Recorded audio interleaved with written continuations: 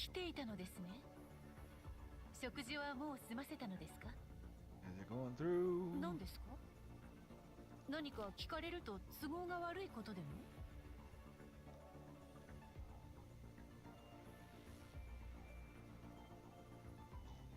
How's the audio? Is it going through good?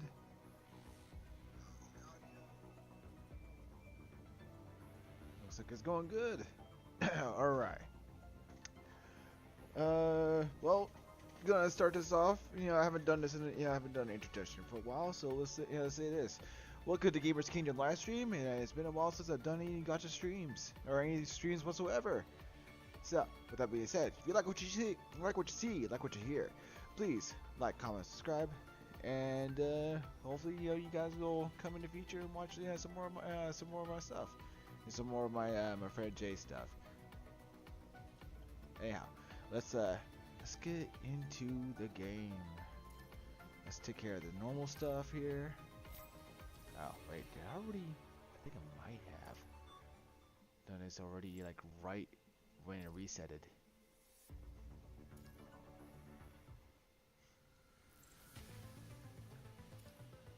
Oh shit, I haven't done nothing of this. Okay.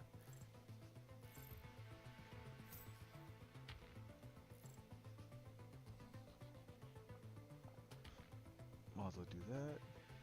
あなたは九龍の盟友という立場で私に。 Okay.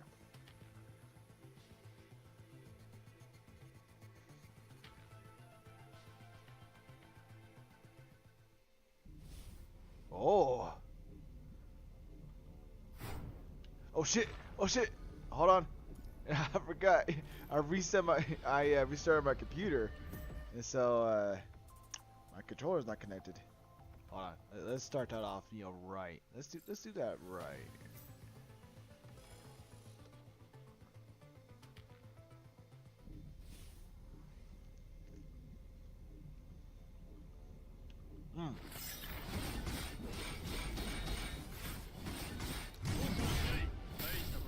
The fuck?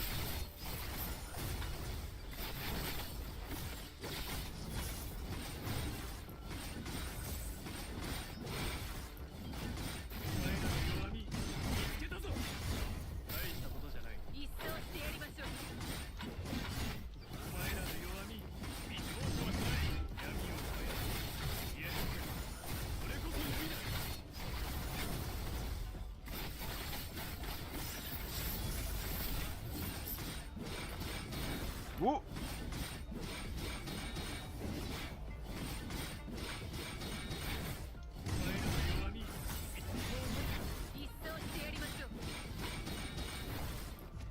Woo. 敵はどこにだっていた。さっさと次の戦闘に向けて準備を始めろ。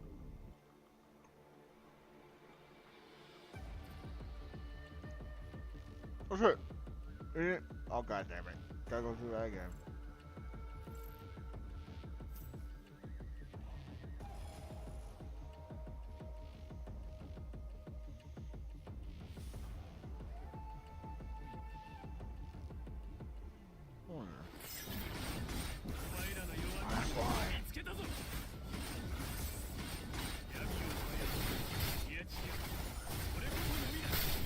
That's why I wasn't getting as big as the score that I wanted to.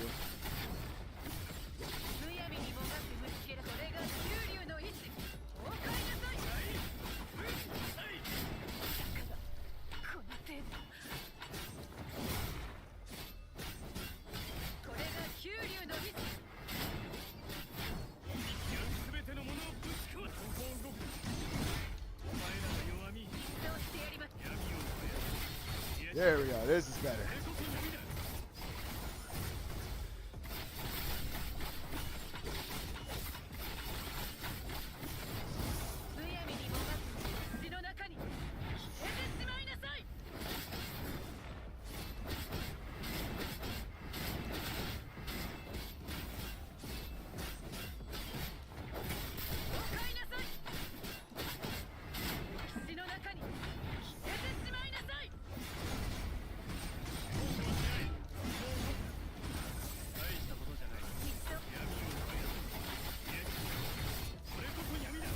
There we go. This is better. This is better.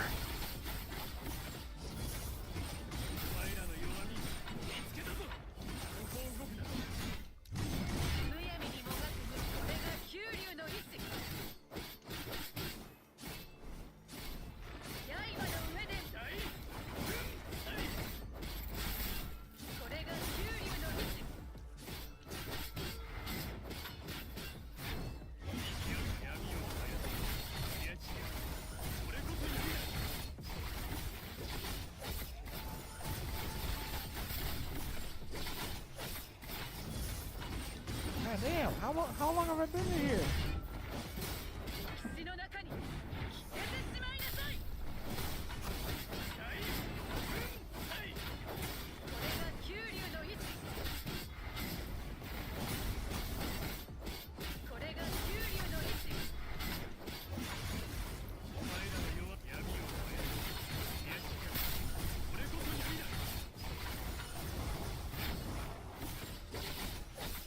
How high am I gonna go?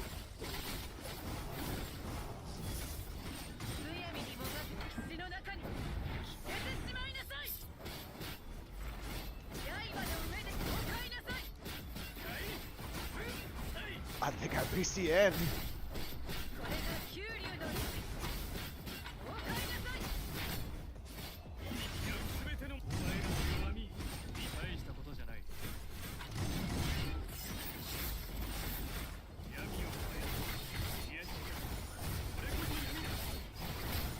Yeah, I reached the top score. Jesus.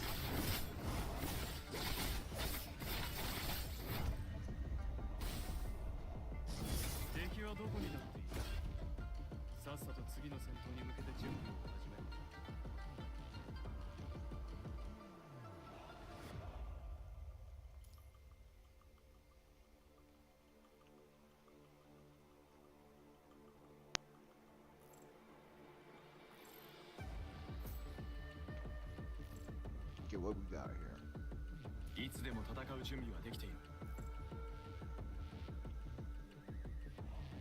隊長の職務をしっかりと。いつでも戦う準備はできている。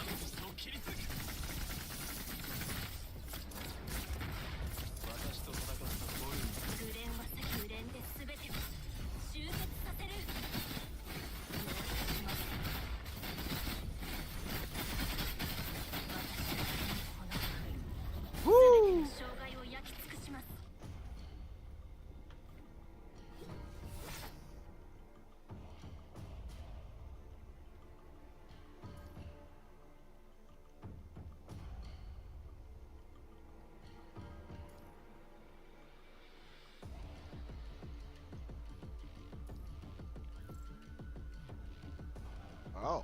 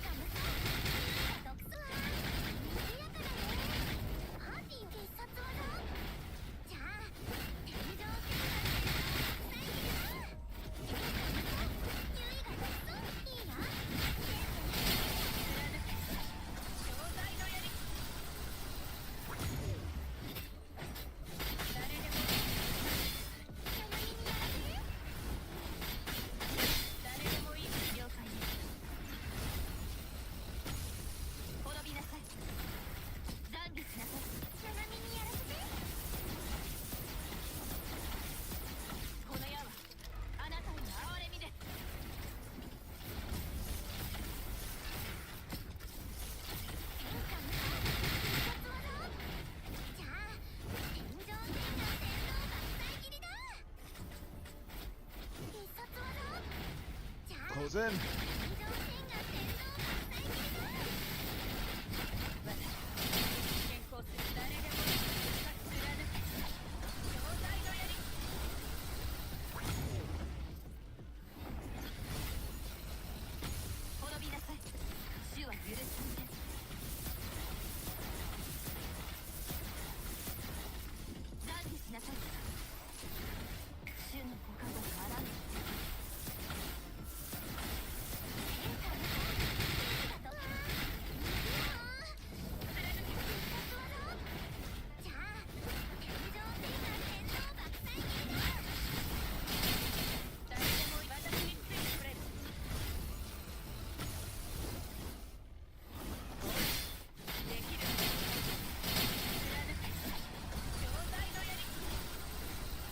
There we go.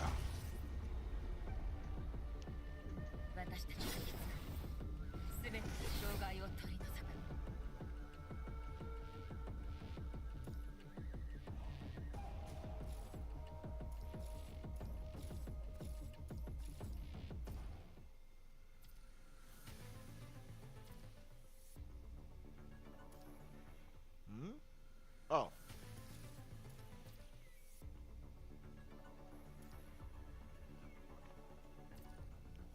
Oh yeah. Okay, here we go.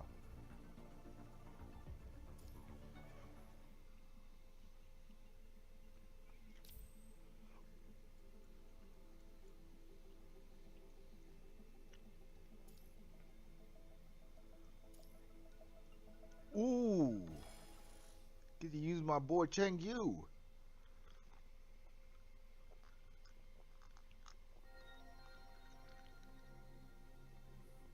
Testing. Okay, recording. Should be up and running.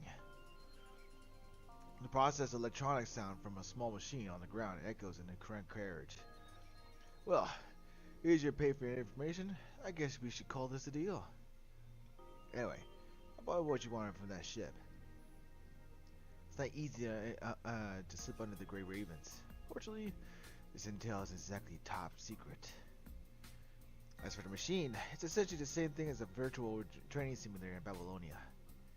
I modified the program to input memory data as battle records. Just use the program and the attachment to enter your mind via simulated combat to commence an extraction. Due to the large amount of data, when you connect for the first time, your mind will be temporarily empty to make room for the carrier program. I recommend you find a place to lie down before connecting. I hope my explanation results in confusion. Well, good luck. I look forward to our next collaboration. Looks like he really did smuggle out the data without alerting his elite soldiers in Babylonia. Looks like I should be careful around him in the future. Let's see. This button? Program startup. System loading. Iris authentication. Authentication complete. Hello user Adel 17. A patch has been detected. Would you like to update? Complete memories erased by the caller are now stored in this rudimentary machine. Ironic. If that's the case, then I can access everything about the past. Finally, I've made it here. Update program. Command accept. Program updating. Starting program. Those fragments of memories that keep appearing in my mind. Simulation direction and environment elements.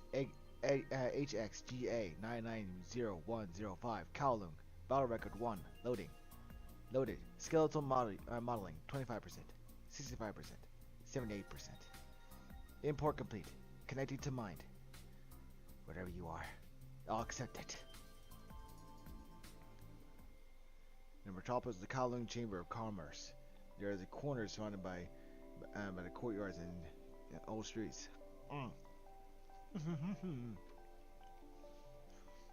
But such a theater exists. It is lofty and grandiose. It is old and dilapidated. Wow.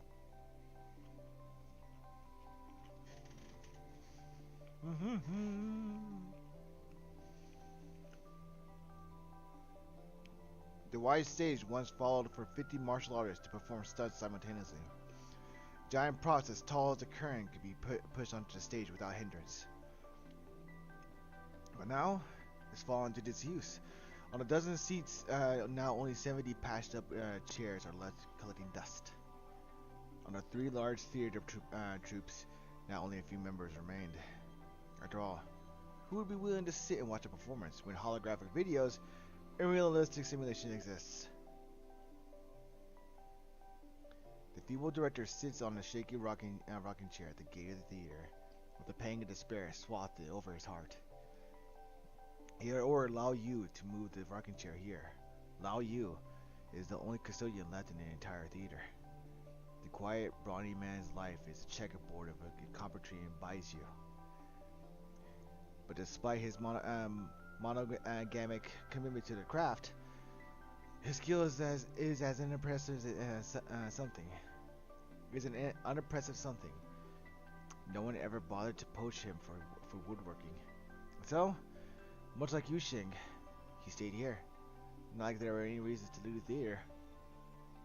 For Yushing, however, he must have inherited his prima donna of a mother's pride. In his eyes, nothing held more importance than the stage. Alas, the theater has long since fallen out of favor. I should just find a good day ending on a good note.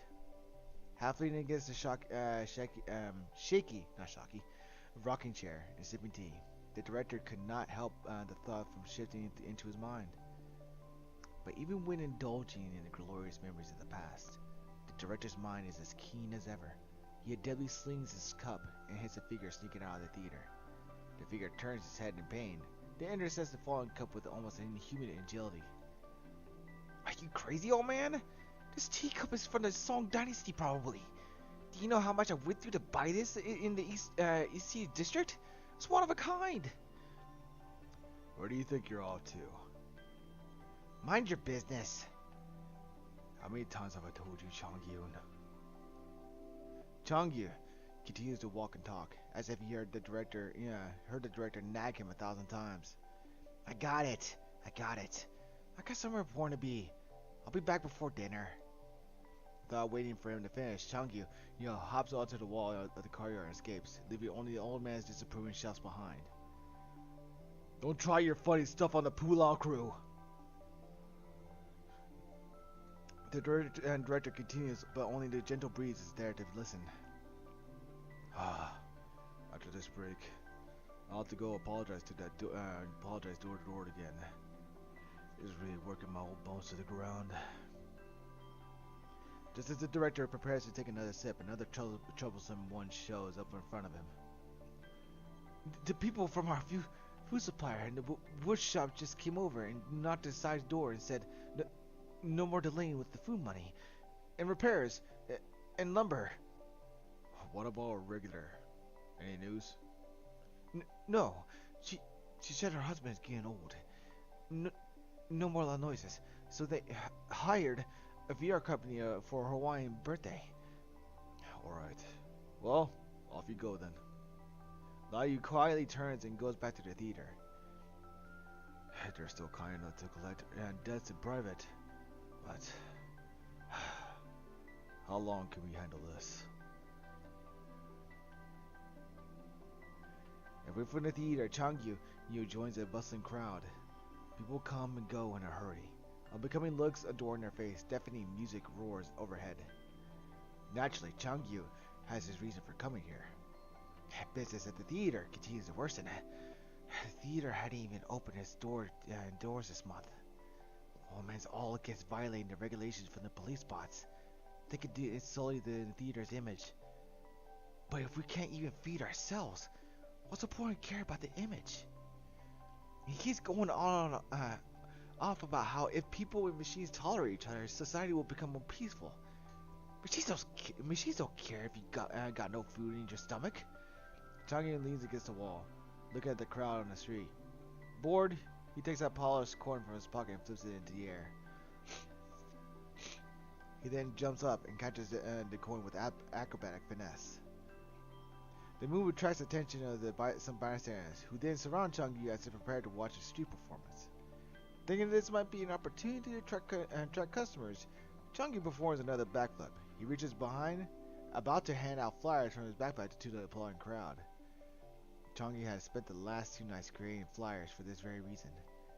If the old director thinks that going against the regulations is beneath him, Changyu needs only to take it upon himself.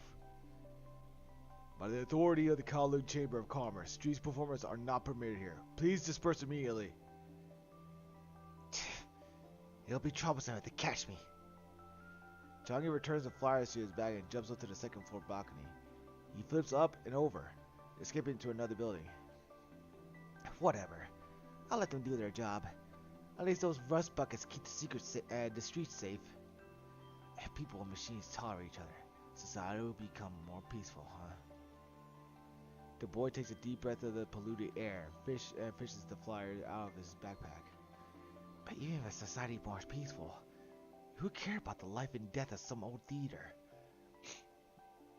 With that, Changyu directs his gaze to another lively area off in the distance. I guess I'll go post these flyers up there. In this kind of world, as long as you're buying a ticket, our doors are open to anyone. Oh.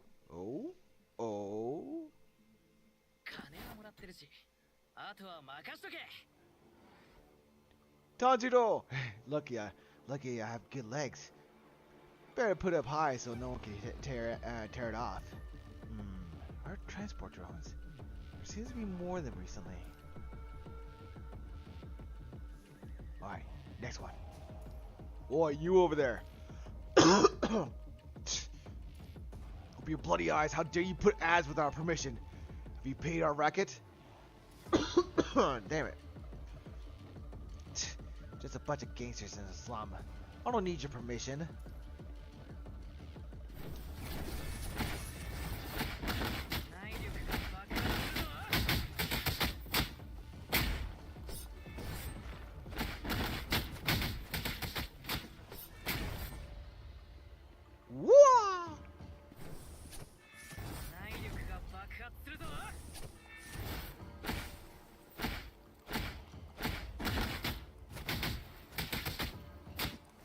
Boom! Ow, damn it.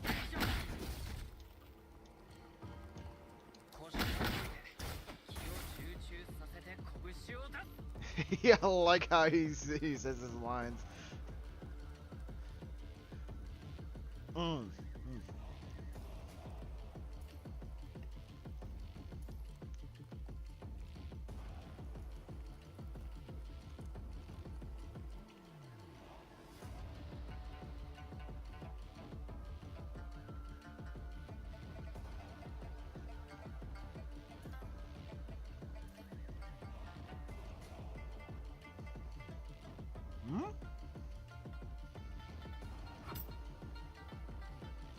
Wait, what the hell?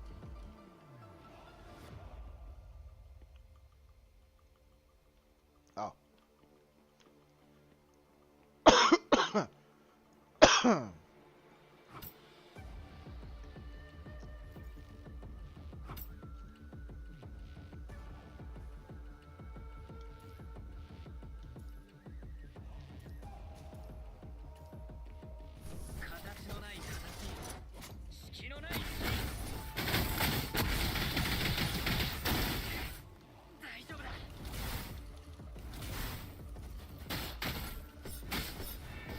Oh, interesting.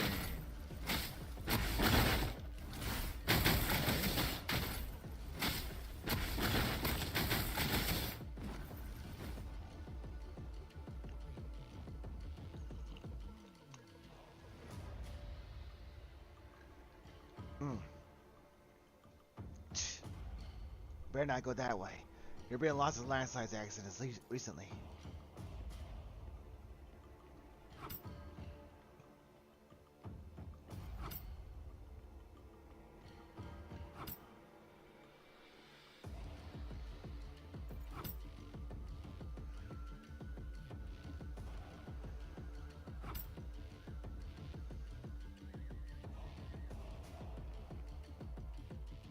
Stop! Leave me alone. Can't you see that transport drone is overloaded? It's carrying illegal objects. You're supposed to be suspend the license of that company, aren't you? Reconfirming priority level. Cutting off transport drone's power supply. Hey, the bag is mine. Don't forget to give it back.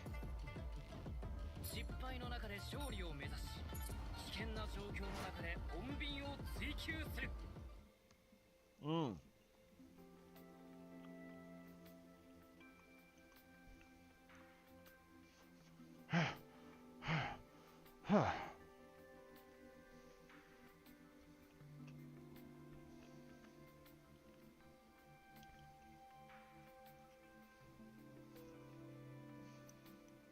Hey, not me. I'm the victim here.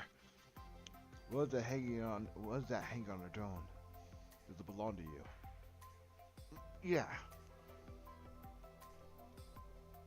Here's your lost property. Oh, thanks. It's my duty to enforce the laws and regulations, but it's also my duty to help the citizens in need. Harmonious coexistence with the people is... I reckon on your daddy is. What the hell? As for your alleged unlawful damage to the public facilities. What was that your intro to my stream? My bad. No, I just, it added spice. It's disputing party has chosen not to file a complaint. Your charges have been formally dropped. Huh? According to clarification of the party is concerned, your damage seems to come from the need to help them. Even if the charges are incurred, they're willing to bear this fine for you. Wow. This is a formal notification. You're free to go. Thanks again. Why have you thanked me? For telling me this? You're welcome. Harmonious coexistence with the people is the highest principle of service machinery under jurisdiction of the Kowloon Chamber of Commerce, without exception. Dude, machine, whatever the fuck you are, just say thank you. A whole on fucking drab on about that.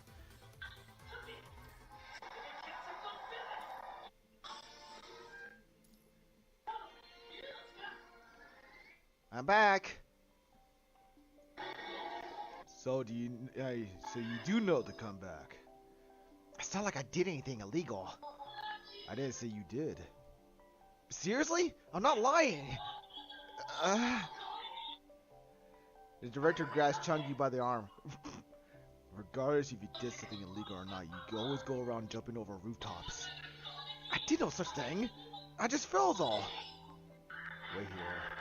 I'll go find you a tetanus shot. Oh man, no. We don't have the money to buy another shot. If you already knew that, then why'd you go off and be so reckless? Your food money is for the second half of the month is all going to roof repairs for your victims. Alright. Now just eat plain rice for the rest of the month. That'll do, yeah? Don't be mad. You. Hearing this, the director gets even more angry. Just as he raises his hand, whoa, Lao Yu pushes open the doors and enters. He basically, he was gonna say what you just said. You better recognize who your daddy is.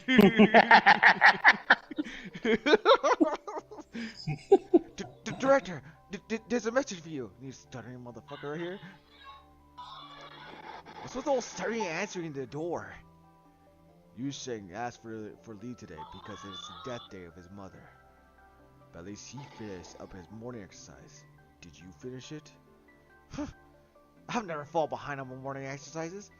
I ran 50 laps around the stage before I left. 50 laps? 50 laps of anything is a little much, don't you think? Enough. Head on back. I still want to work with you. Alright. You better recognize who your daddy is. the boy pouts. He takes off his backpack and walks back to the yard. But just after he walking past the door, Chung Yu stops. He climbs up the roof and sneaks onto the rafters of the room. He opens his waist pack and pulls out a bag of braised meat. If I'm living off plain rice for the rest of the month, I might as well feast on some meat now to tide me over.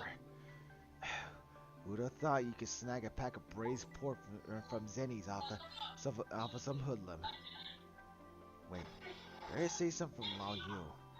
He likes it with a good drink. Just as Chong Yu's about to munch on a slab of meat, the sound of the director's voice grabs his attention. Oh, hello there, boss. Long time no see. Right. Last time we went to your house to perform, but you got a cold and had to rest in the inner hall. Yes, of course. Everything's still all ready for you. So there. It's your daughter's 16th birthday next week. I had the calligrapher you planned for the congratulatory message as well. What? Oh. It's okay, boss. No, really, it's not an issue. Don't feel guilty about it. We'll manage. Chang Yu finds himself shocked. The theater depended on this order to live through the month. If this order is cancelled, that will surely be the final straw. I see. The younger ones wanted a VR trip to the Mars to celebrate. It's okay, boss. Don't worry about it. For a theater troupe like us, not performing for a day won't starve us out of house and home. The old director's clicking back as he replies, sends a pang of remorse through Chang Yu's heart. Alongside, the director finally puts down the receiver and slumps back into his chair. Heard enough. Now get down here. Knowing that the resistance is futile, Cheng Yu jumps down resentfully. I didn't mean to. I wasn't trying to eavesdrop. It doesn't matter whether you intended to or not. Also, quit talking with your mouth full of pork. Better recognize who your daddy is. Put the goddamn down on the motherfucking bread. Do it, spread it. Spread that hole. Director, how about I go pass out the flyers tomorrow?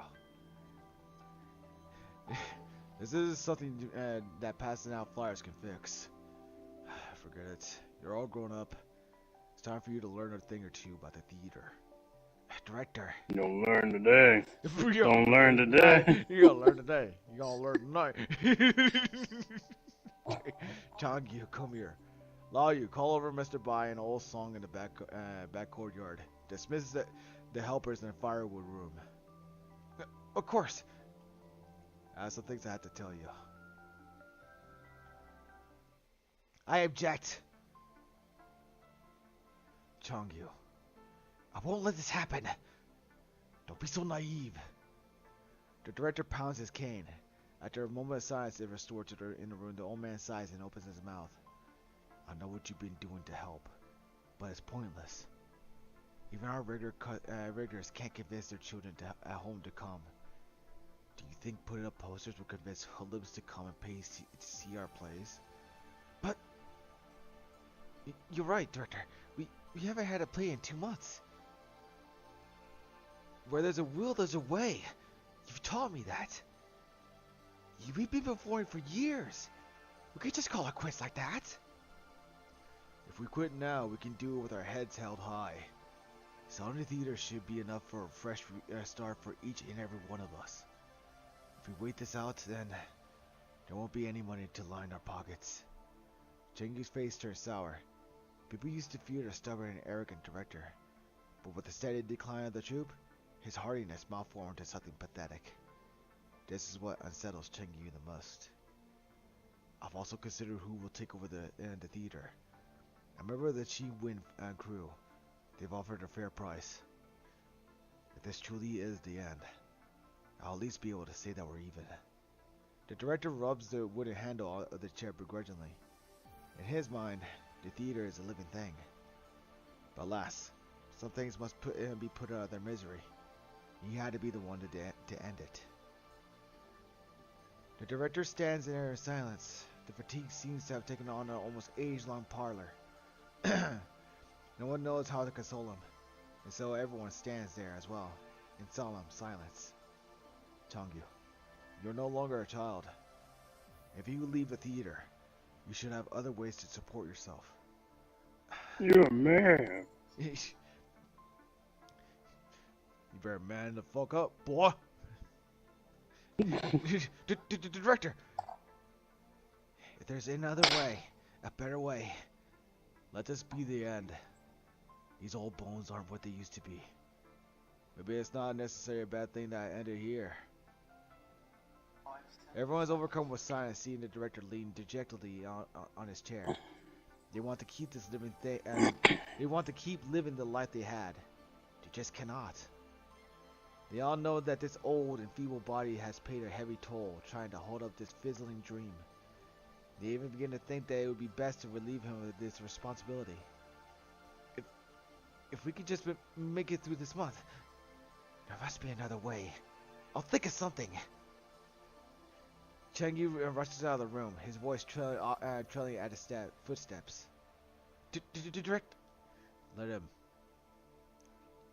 When Yu Xing returns at dawn, remember to wake me up.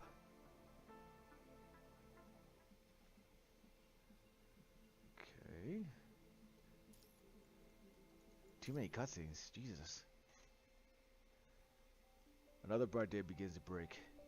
Lao Yu gets up and washes up as normal, then moves the dry wood from the shelf to their warehouse.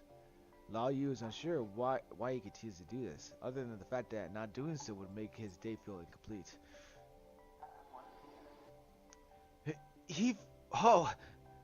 As he puts a piece of wood on his shoulders and raises his head, a confused Changyu appears before him. But what are you doing? You scared me. Oh, sorry. Need a hand? Careful. Put it off to the side. Hey, Lao Yu. Can I ask you something? What? Lao Yu immediately tenses up. After all, Changyu has always been the one to come up with all sorts of funny ideas.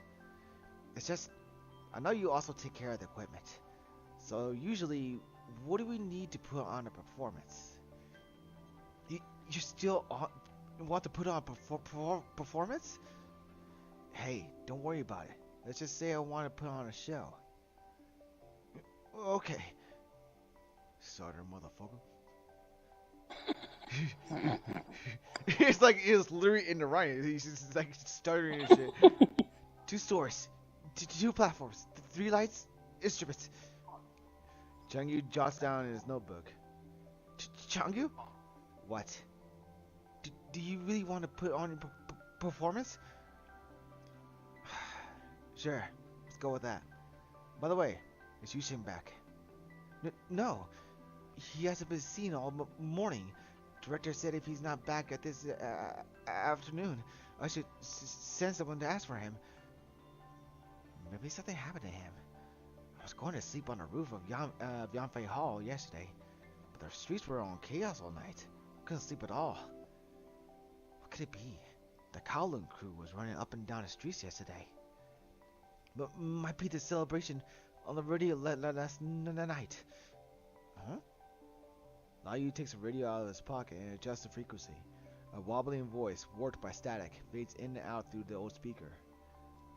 As everyone waited on the edge of their seats, the world government's first zero-point reactor has successfully completed its first test. The Kowloon Chamber of Commerce has decided to use this opportunity to host a citywide celebration. At this, the reporter says that they're going to invite the heads of the commercial organizations to host a banquet. Lao Yu says to himself, unaware that as the broadcast plays, Changyu begins to light up. Oh, Eureka! I'll be right back. Changyu grabs the pocket radio from Lao Yu and runs to the inner courtyard. Hey, where do you think you're going?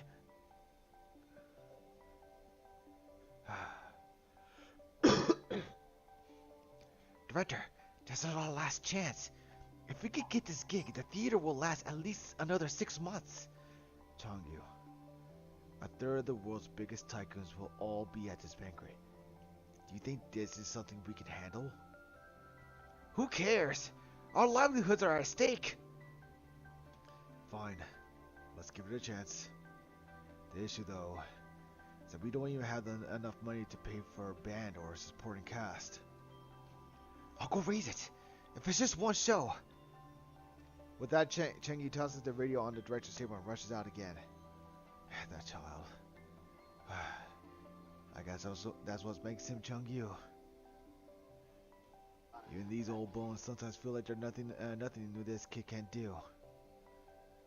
If the theater really is gone, I'm sure he'll manage just fine. The director drinks the last mournful mouthful of strong tea and dials up his old friend. It's me. I may be old and washed up, but I have a small favor to ask. Running into the street, the glory days of the theater seemed to flash right before Changyu's very eyes. The walls and eaves were not as dilapidated, but instead covered in the highest quality of white plaster. The extravagance was classical, intricate friezes, vermilion pillars, and tiles of ceramic blue. And yet, what really made it a spectacle was the long line of people at the gate of the theater, alive with the greeting of the attendants and urging voices from the crowd one after another. Hey, can you fit one more in tonight's Black Guardian?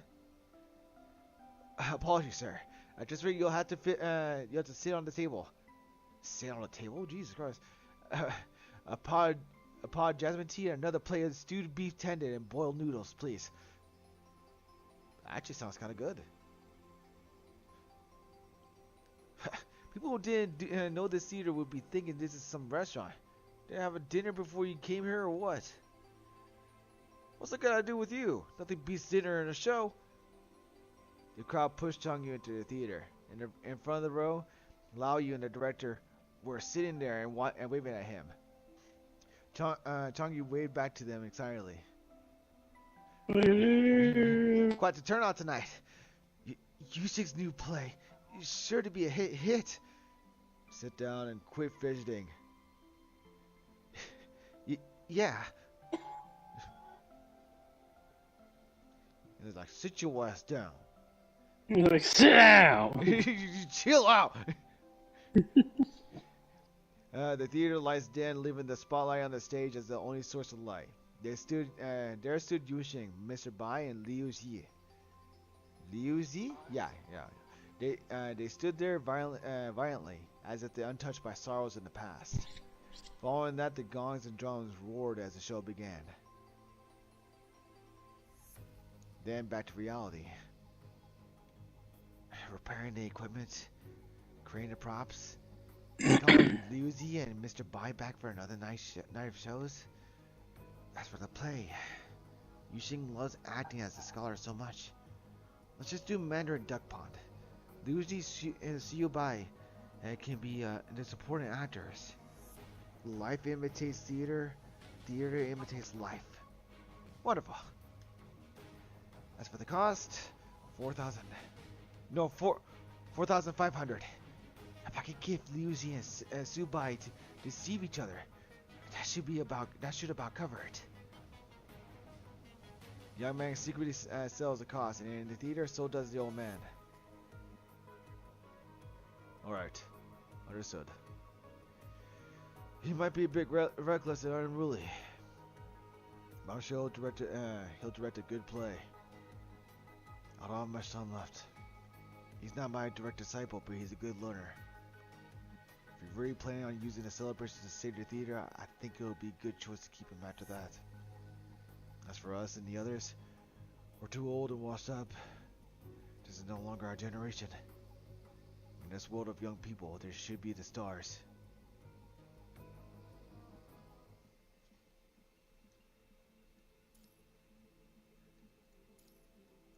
Ooh, get to play my boy. You see this Zuji near the street. Wang's pawn shop? This is the last store. Changyu is standing in front of the building and shifting through his memories. Seeing that it's still the same building as before, he enters the premises. In the pawn shop, a middle-aged man is sitting behind the counter, looking down at the panel in his hand. In his other, an old copper coin is being accidentally twirled.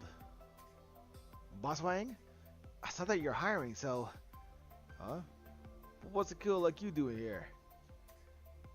Age isn't a problem. I can do whatever it is you need.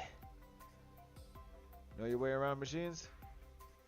Boss Wang slowly raises his head and taps a coin on the table. His indifferent tone feels like a sharp knife to Chengu's ears. No. I don't. Then shoo. You can't possibly think that the KCC still has any use for elbow grease now, do you? Oh, I see. You're from the old parts down south. No wonder. Well then, be on your way. I don't have any use for a kid like you. Boss Wang. God damn it, Jay. Boss Wang raises his hand at the door, motioning for Changyu to leave. Hearing this, Changyu takes a step forward instead. It's not like that. Some things are best left to people. Oh? What's that? I'm all ears. Like pawning. You know, sales. Machines might replace the need for people in the service, manufacturing or entertainment industries because they're good at imitating humans. But the one they can't do is barter. Each customer is different. You need intuition and honesty to understand their needs to make money. I see your point.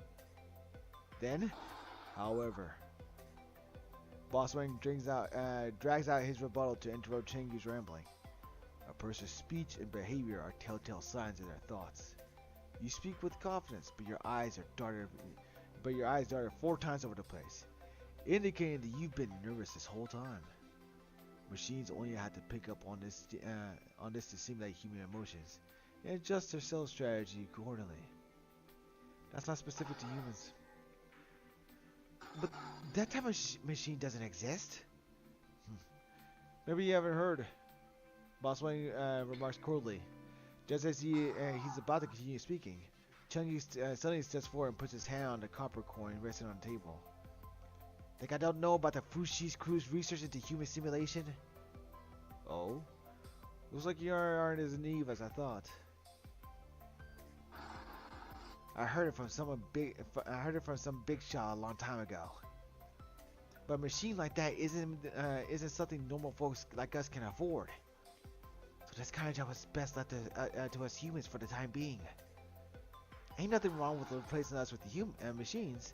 But until then, do you really think someone in your condition can look after the shop all by yourself? How do you know about my condition? Changyu lifts his hands out the coin and smiles. My bro Chin at the theater used to have this problem. I was a bit hesitant when I walked in at first. I didn't want to say anything without a closer look. Sharp, kid. I'll take that as a compliment. Hearing this, Boss Wang scoffs and leaves the store. You work 9 a.m. to 9 p.m. 6 days a week. Salary is performance-based. So that means I'm... You're starting tomorrow. Don't be late on your first day of work. Alrighty. 12-hour shift, 6 days a week? Jesus, man.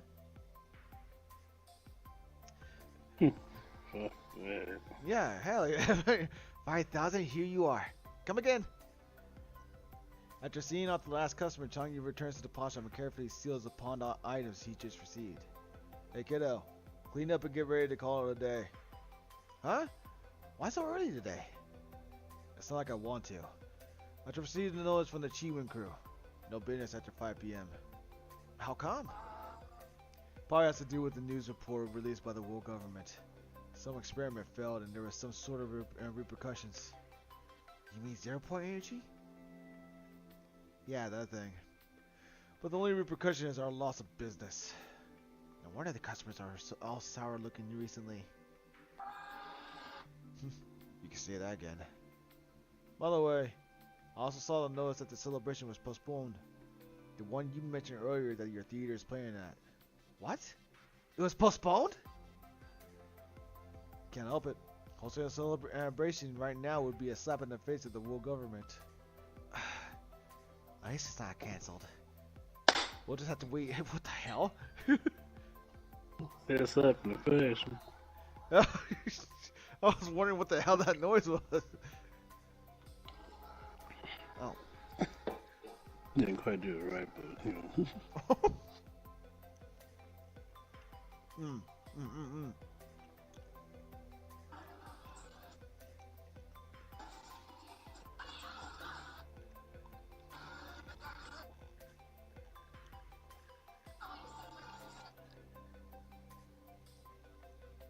Mm.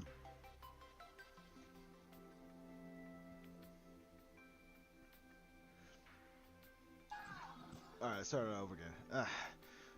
At least it's not cancelled. We'll just have to wait for all this to pass. Then everything will be back to normal. We can only hope so. The sooner the curfew ends, the sooner we can open normally. We're gonna head out. Be sure to lock up once you're done cleaning. Yeah, got it. After Boss Wang leaves, Chungi returns to the counter. He turns on his data panel and begins to flip through the calendar. It's delayed. That's not necessarily a bad thing.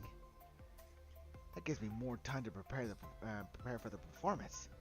Director, just you wait. Boss Wang, what's going on today? I've seen Pula soldiers patrolling the streets. The whole city is under a curfew. The 0-point thingamajig failed and created some virus. Apparently a machine will go haywire if it becomes infected. Now the soldiers are recycling machines, androids, and even all the police bots in the city. The Guardian and Taie, I think. Anyway, they're all gone. Heard they're rounding them up and disposing them all at once. No wonder the Glazark, theater next door has been deserted so recently. I thought they were upgrading the androids in preparation for something big during the celebration. Alright, enough chit chat. Throw this out for me. He throws Changi a palm-sized robot from behind the counter. The electronic brain is hanging sideways, with indentations obviously caused by blunt objects. Several broken wires are also poking out of its casing. Isn't this the robot you bought to wipe the cabinet? How does this happen? The soldiers don't recycle these little gizmos. But who's to say it won't get infected and wreck the shop? Don't just stand there. Get this eyesore out of here. Changi picks up the broken pile of scrap metal and walks to the trash can in the alley around the corner. He sees a trash can filled to the brim with an assortment of mechanical parts, electronic terminals, carrier drones, and other household gadgets. The tools that once brought many conveniences to mankind were now completely destroyed and randomly discarded in the dark recesses of trash cans, mixed with food scraps and other garbage. That's the way humans got their jobs back, huh? Changyu shakes his head as he walks out of the alley. He sees several strange devices in the streets erected by the Basia crew. Here on the news, Boss Wang pokes his head out from the door frame of the pawn shop and looks down the street. The KCC. That's about to change. Indeed. Indeed. What does a kid like you know? That's not what I meant. Here, take this. Having no intention of arguing with Changyu, Boss Wang interrupts him by throwing him a data card. Huh? Didn't you already pay me this month? A cheapskate like you is giving me a bonus? Who are you calling cheapskate? It's called running a well-managed business. You should take some notes. Whatever you say, boss. As long as you keep paying me. Still playing the poverty card. Get out of here. Closing up shop. Alright. Quit pushing me. I was just on my way out. Boss Wang pushes Chang Yu as he speaks and impatiently motions him to hurry home.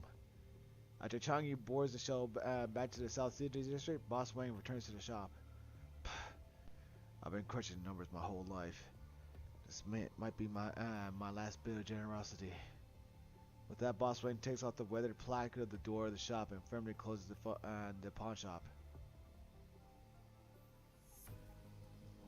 Up next, an emergency statement from the Kowloon Chamber of Commerce. The Kowloon Chamber of Commerce is still under curfew. Please remain at home as much as possible and report any emergencies to the nearby Kowloon crew immediately. Large machinery throughout the city has been recycled. Do not panic. This situation must be handled rationally. Now let's listen to Lord Donho, the Beyond Crew official to Chongyu. Where are you going? I'm just going out for a bit. Didn't you hear the broadcast? Are you really going out with all that's happened?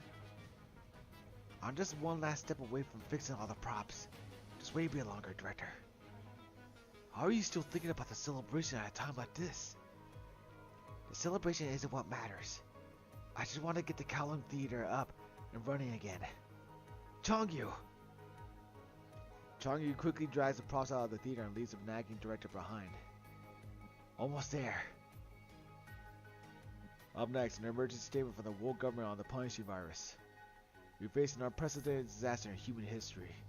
The Science Council has launched a comprehensive investigation and the Star of Life is actively seeking a cure. Throughout the streets, the world government's update on the punishing virus is being broadcasted in real time.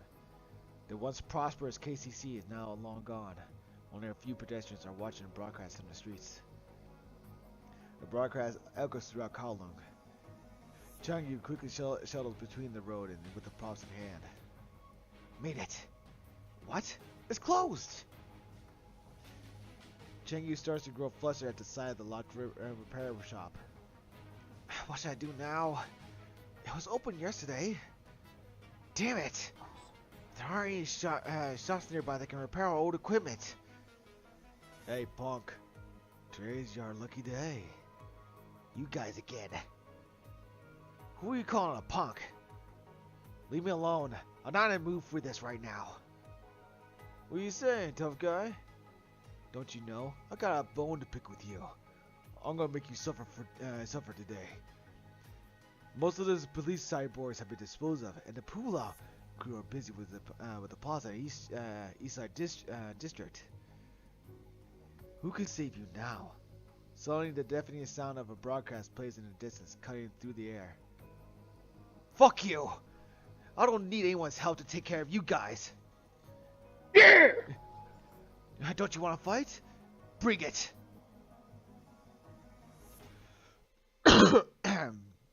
These guys about to cash these hands. Hey, literally, because he's a martial artist. the character I'm using. I'm gonna teach you a lesson today. That's my line.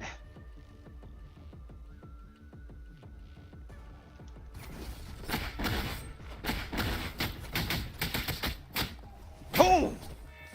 Ow.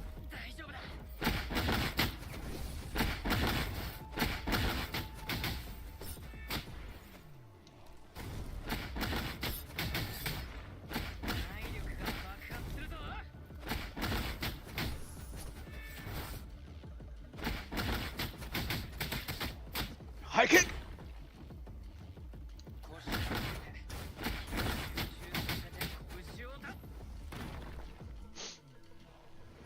Look, he was carrying this. Get your hands off that thing! Come fight me, I dare you! Who cares? We just want to bring you pain. Take it away and smash it. Fuck you! Oh, there we go.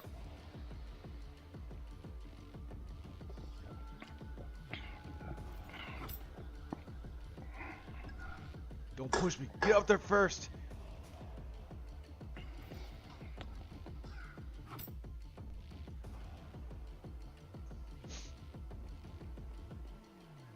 Stop! You got fast legs, but we ain't gonna stop. Beat him up and smash his belongings. Show no mercy. Hell yeah. Oh, you guys wanna go like that? Alright.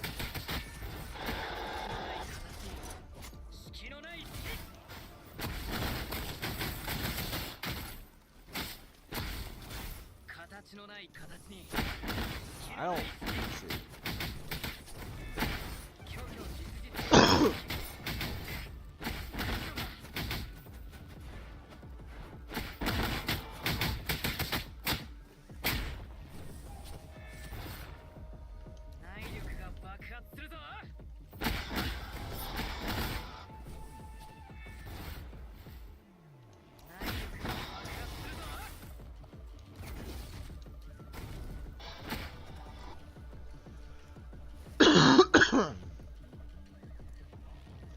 I didn't bring in the heavy artillery here?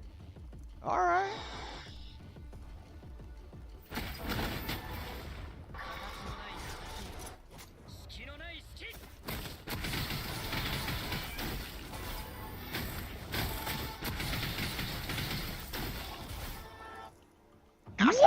You little brat!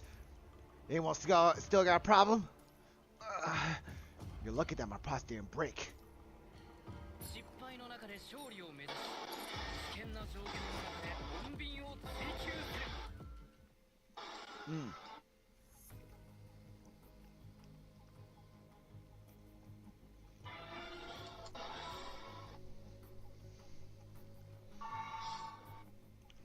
Good job, dude.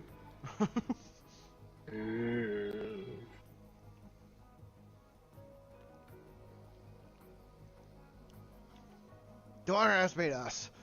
The thug lay on the ground suddenly grabs Chunky by the ankle, preventing him from leaving. Seeing this, the thug cohorts rush towards Chunky, and the brawl continues. In the distance, the enthralling and booming voices of Kowloon chamber commerce can be vaguely heard as if giving an inspiring speech. The cities fall one by one, but why are we still standing? Get 'em! Because countless brave warriors fought for the Kowloon. Get 'em! You old Jeremy Creek good looking ass motherfucker!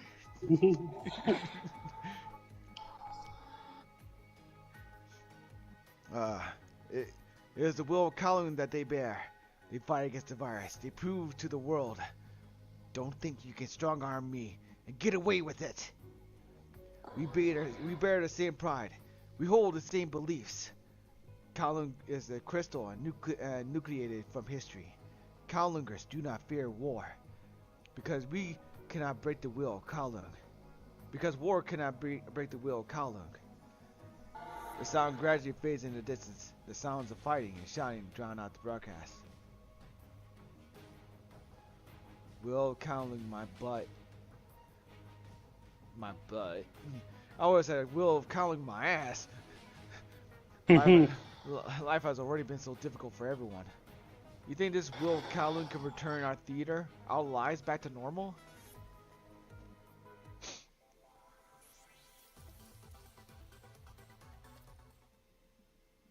This big, free Willy looking motherfucker over there. Woohoo! It's gonna, yes it is! Yes it is! Roll, roll, roll, roll, roll, roll. Why are you all banged Roll, up? roll! Roll, look at it! Look at it! Look at it! Are you fighting the guy again? Yeah. Okay.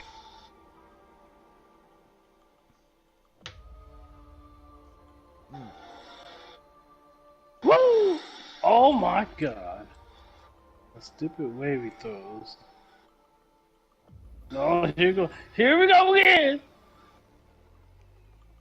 Roll, roll, roll, roll, roll, roll, roll, roll, roll, roll. I just had a run-in with some thugs. No big deal. Get away, Chang replies and looks around the theater. Lao Yu is sitting at the table off to the side with Yu Sheng. who he had not seen for some time. Yusing, where you been all this time? Changi perks up with a smile, surprised at the sight of seeing a familiar face after so long. I had some family matters to attend to, so... Yusheng rubs his fingers. His once immaculate white hands are now wrapped in bandages. Bitch ass nigga. Stop Just in it. time. Stop. I wanted to bid you all farewell. Farewell? Where are you going? Didn't you hear what Lady Chu said? The corrupted are coming. I'm gonna fight on the front line. Why? I saw some people walking towards the port. Should we pack up and board this shit together? Hearing Changi's response, Yusheng shakes his head. After listening to the whole speech in the plaza, I chose to believe in Lady Chu. Huh? This way. You buy into this whole Wheel of Kowloon thing? It's my own decision. Lady Chu left us a choice to each of us. The ship is not suitable for my sick wife. Staying in the city to participate in the Tabula Akasha is more suitable for us. Tabula Akasha? What's that? Forget it. It doesn't matter. So, why are you going to the front line? What about your wife? She's waiting for the Tabula Akasha to begin. But that's going to take some time. So you... Yes. Someone has to do it. Just like Lady Chu and the others. Director, try talking some sense into Yusheng. What are you doing, Director? Why are you just standing there? Are you also planning? Yes. I made my own choice as well. I don't want to board a ship and run away. Nor do I want to join the Tabula Akasha. I'm staying here in the theater. I can't do something like abandon my body, living in some machine. All I can do is stay with the theater left to me by my ancestors. In that case, I'll stay here too. Quit kidding around. Go upstairs and pack your things. Lao Yu, go take Changyu to the port. Of course. You're still so young. You shouldn't give up life like the rest of us. I'm old enough to fight! Now's not the time to act up. If you're staying to fight, then count me in. The war's over, we can continue to run the theater. I just finished repairing the props we'll need. Changyu, if you really have grown up, then quit being so naive. I didn't have the heart to say it, but I sold the theater a long time ago. That's why Yusheng was able to take his wife to see a doctor. But who could have imagined something like this would happen before she was cured? You're just a child. You can't possibly understand the cruelties of war. We might not survive. This is the last time we'll ever see each other. As a director, I appreciate your dedication to the theater. But some things in this world can't be paid back. We're just a footnote in the history of Kowloon. We are constantly pushed forward by the flow of time. Enough! I just don't want to lose everyone. I want the things to go back to normal. You always treat me like a child and make my decisions for me. But have you really asked what I think? This is for your own good. Yes, I know. It's for my own good. I know I've only been a child in your eyes. But I'm still a member of the Kowloon Theater. Why didn't you tell me anything? I can help! Changyu begins to shake with anger, but his eyes remain firm with conviction. Changyu. A sudden explosion outside the theater interrupts their conversation. Hearing this, Yusheng gets up from his seat. We're out of time. I need to get going. Care to see me off? The room falls silent. Yusheng smiles and walks toward the gate of the theater as Changyu and the others follow him out.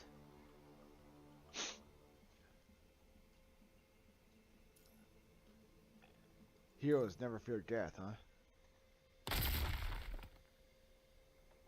Ah. Ow.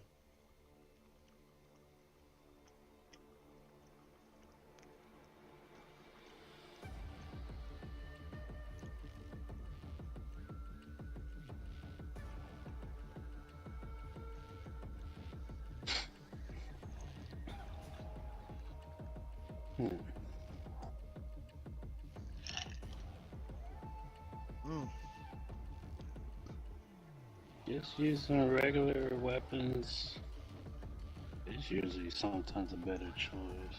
What? Oh, like, dude, you you have no, that's why I was like using like the guts sword. It's a regular weapon, but like being able to use like the other ashes of war and things like that. Just just like it helped. It doesn't have to be like a very special weapon for in order to help you.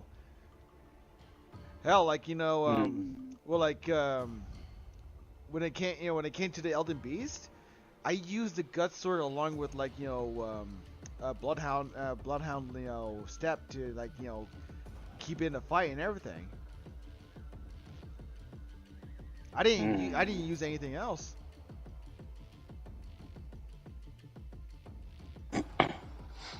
I was using that great sword I got him from the Headless Knight. It's pretty good. Especially like buff myself and using that that rock shit that formed around the sword. Now that I think about it, you had the Gacha sword, right? I mean, just a thought, but I don't know if you'll be able to like incorporate it into your play. But I do know when you do the Ashes of War with the Gacha sword, you could basically just buff yourself, because I know it gives like 5 to each stat. The Gacha sword. The many blade fucking colossal sword. The freaking Game of Thrones sword. Oh shit, I can't really use that. Oh, okay, never mind then. But how much do you want to bet that sword was basically considering the game's writing was done by George R. R. Martin, the guy who wrote Game of Thrones. How much you want to bet that sword was basically just a reference to like to Game of Thrones? I'd be surprised. Blades of blades.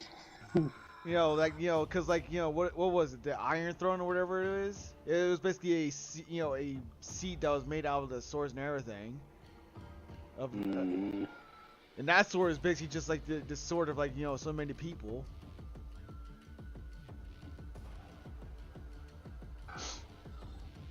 Alright, anyway. A deafening explosion rumbles outside the city. Changyu is standing in front of the theater, watching the Kowlungers flee towards the port, or head towards the ground for Tabula Akasha. Yu Sheng is standing at the end of the street. He bows towards the theater, and turns to exit the city with a gun holstered on his back. The huge rifle is all the more apparent, hanging on his thin back. Changyu stands there like a pillar, holding back tears. The director comes up from behind him, gently puts his hand on Changyu's shoulder. Changyu looks up at the director, only to find him with the usual expression, silently surveying the outside of the theater as if nothing had happened. But the director's eyes are laced with a faint redness. Lao Yu slowly walks up from behind him, and the three of them stand there silently. Look up! Suddenly Lao Yu breaks the silence in panic. Looking up to where he is pointing, several fireballs are flying into the city. Kowloon's air defense fires missiles with a loud roar to shoot down the fireballs. However, some of the fireballs still manage to fall in the city. Several fireballs rain down on the street where the Kowloon Theater is located. Dark figures emerge from the flames. They used to serve mankind, but now they are ghosts returning from the grave. This is the first time Changyu is seeing these corrupted monsters with his own eyes. They raise their weapons and howl, running into the crowd and rending them to pieces. The guerrilla forces from the Pulau crew come running, shooting explosive rounds at the corrupted. The impact pushes the corrupted back. Suppress the fire! Prior towards guiding people to take refuge. Hurry! Another fireball crashes onto the street, obliterating the Pulau soldiers, shouting commands and erupting into flames. The crowd delves into chaos amidst the onslaught, leaving them no time to mourn their fallen comrades. The remaining Pulau crew raises their guns and destroy the corrupted.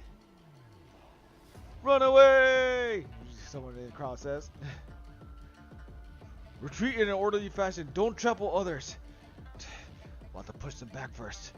We don't have the manpower to keep the crowd in order. The pull-out crew shout out as they shoot at the corrupted. Without any guidance, the people at the entrance to the street are in runaround in disarray. Like it's like literally right there, are in runaround. Does that make sense? I don't think that is that good sentence context. What? Oh. It's not just me, like my usual self that stutters. What? Chaos. Who wrote this? There are times when like some of the stuff that's like up on like Honkai here, up on PGR or like Genshin, it's like they take the translation of the stuff and they I feel like most of the time they do a good job of like translating it. But then there are obviously times when they haven't proofread what they've done, like quite literally there are sometimes like where a word or two or like something is just does not it's not cohesive in a sentence, Hmm. Damn it, we need to do something only we can do. Chengyu stands there and looks around, locking onto the stage. He jumps onto the stage, takes a deep breath, and takes a stance. Seeing this, the director turns and walks towards the stage. Under Lao Yu's puzzled look, the director picks up mallets and pounds the dust-covered drums. Dum. Then comes the second one, which is stronger than the last. Da-dum. The third and fourth, the director rapidly pounds the drums. Dum da dum da dum. The theater drums spread throughout the streets, suppressing even the chaos outside. It's been a long time, old friend. Changyu and Lao Yu share a glance. Then Lao Yu joins the stage. Lao Yu brushes the dust off a box. He takes out his zither and clapper. Then Changyu takes the center stage.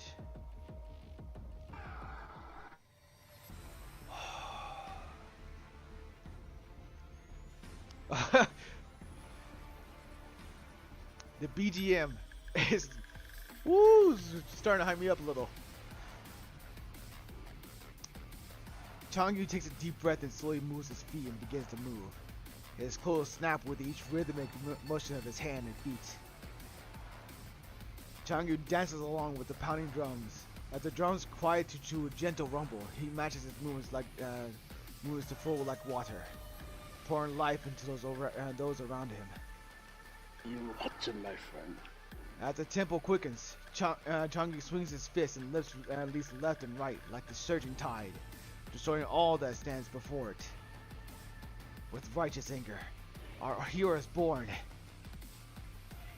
The sun tries to pierce the smoke, shroud the sky over Kowloon to sprinkle the last rays of sunshine on the stage. The boy's eyes shine bright in the sunlight's reflection. The sound of gunfire from both the corrupted and the pull-out crew are but a pin drop to the symphony coming from the theater. Changyu tries his best to force the lyrics out, as if wanting the whole world to hear his cry. A bomb on the battlefield explodes near the stage, blowing up the floorboards. Shrapnel flies through the air, through this fiery smoke, past the three stage performers. Standing at the front of the stage, Changyu's whole body receives multiple cuts from the shrapnel. Shrapnel slices the director's hands and Lao Yu's chest, causing blood to seep through their wounds. Yet they continue to perform as if immune to the pain. With each pounding of the drum, the director's hand dripped with blood. Lao Yu, ignorant of the pain, plucks his zither and sways with the music. Changyu continues to flip through across the stage, slinging his blood on the floor without a care. Aloof to pain, to death, one just deserts. The panicking crowd on the street begins to settle down as they watch the performance. The Pulau crew uses this time to double their efforts in clearing the city of the invading corrupted. Changyu's lyrics resound through the streets. The crowd unconsciously stops and pushing and shouting, leaving only the sound of Kowloon Theater's performance in the whole area. Another fireball passes over the Kowloon Theater and lands at its gates. A corrupted roars and races towards Changyun, who was closest to it.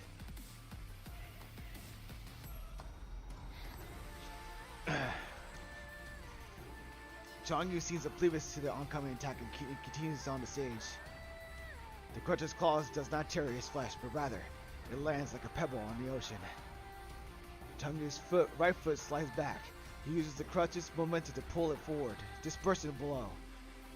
As the corruptor passes behind Changyun trips it, then mounts it and pins both of its arms behind its back. Woo! Following up, he delivers a heavy punch, caving the corruptor's head. Woo! He tries to throw Changyun off, but remains powerless. A picture flashes through its rudimentary electronic brain, that of a person drowning. Like a person drowning, the corruptor is unable to free itself from the water's embrace. No matter how hard it tries, it cannot free itself from Changyun. Changyun hammers down on the corruptor below it, ignoring his bloody hands. He stares at the corruptor as he delivers blow after blow to its head. Finally, with a dull thud, Changyun smashes through the mechanical casing around the corruptor's head. He pulls out an electronic brain and holds it high above his head. Fatality! Static flickers between Changyun's palms as blood drips down his raised arm on the motionless corrupted. The blood is Changyun's medal in his victory against humanity's enemy. Changyun no longer sees the Kowloon Theater under fire, but rather a vast battlefield, one that he read about in old war stories. Changyun is no longer wounded, clad in armor. He stands atop of the battlefield and discards the head of the defeated enemy general, looking proudly at the enemies before him. His dream of becoming a hero, which later became the dream to save the world, appears to be becoming true in this turbulent era. For Changyun, he no longer cared about saving the world. What matters most is protecting those around him he treasures most. Else, wherefore would one walk the earth? Changyun looks up at the gloomy sky and slowly meets the thousands of enemy troops standing before him. Oh shit, am I gonna do what was just basically going on? Bruh, let's do this. Hearing Changyun's lyrics, a middle-aged man begins to take action. He slams into a corrupted that passed by a pull-out soldier turning to charge the crowd. Elsewhere forward would one walk the earth. The man tries his best to pin the corrupted down, paying no heed to the corrupted stabbing him in the chest. Another member of the crowd rushes out. She picks up a rifle from one of the dead pull-out crew and shoves the barrel into the corrupted's mouth, then pulls the trigger. Even after emptying the clip, she's still standing there with her finger on the trigger. A pull-out soldier comes up to her. That's enough. The high explosive rounds have long since obliterated the corrupted's head, leaving nothing but bullet holes deep into the ground. After hearing the pull-out soldier's words, she kneels down on the ground and weeps solemnly over the man's body. He gave his life to stop a massacre. With the theater performance over, the director chased Changyun and Lao Yuan to the streets to help pull-out crew organize a crowd of people. Calm down, everyone. There's no cause for alarm. Walk this way. We repelled the monster's air raid. Please, hurry up and retreat in an orderly manner. This way. Thank you. It's alright. This is our duty as a member of the KCC. Just as order is gradually being restored to the crowd, a loud noise is heard nearby. Old Chin and Zhao. Let's go and have a look. Everyone else stay here to protect the people. Roger. Director, I'll go and have a look. Not fast is here. I should be of more use. What? No! Wait! But before the director could finish, Changyun disappears in a flash. He's kind-hearted, but it's too dangerous. I'll bring him back. Oh, thank you then. If you wouldn't mind.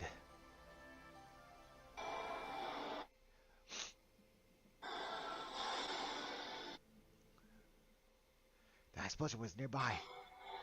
Let me search for clues.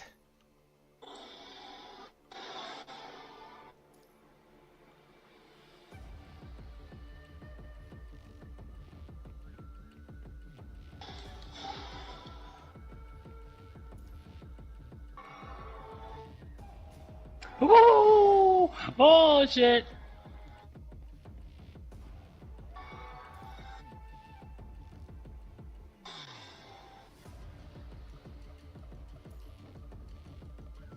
Move forward. The civilians are just behind us. Don't let the monsters go past. Over there. Oh, what? How? Corpses? Damn it. Is there any survivors left? Wait. There's someone next to the corpse. Why are you here? Yeah, it's a good You shit. You're hurt. Stop talking. I'll take you to the medics. They can heal you. I know my condition too well. It's too late. But I don't regret my decision. We managed to hold the enemies here. They won't be able to harm the Tabula Gacha. You sing. Oh, yeah. Please take care of everyone in the theater. You sing! Punishing one after another, do you have to take every precious thing of mine? As an individual, I can't do anything. I've had enough!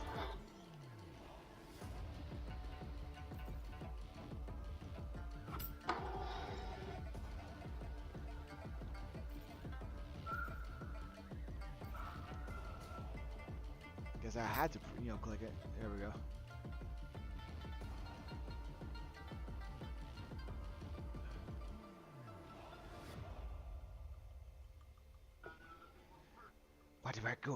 Why did we have to go through all the suffering? Corrupted. I'll never forget them.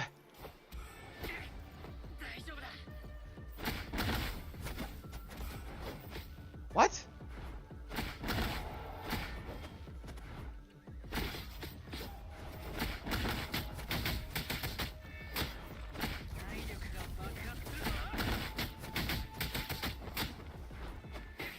Oh.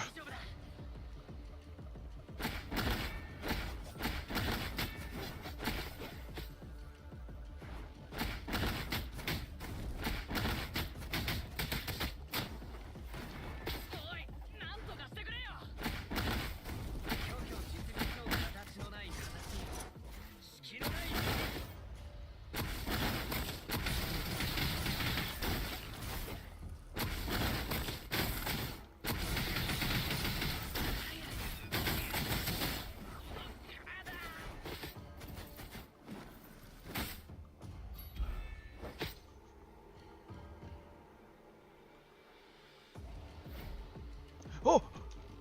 What?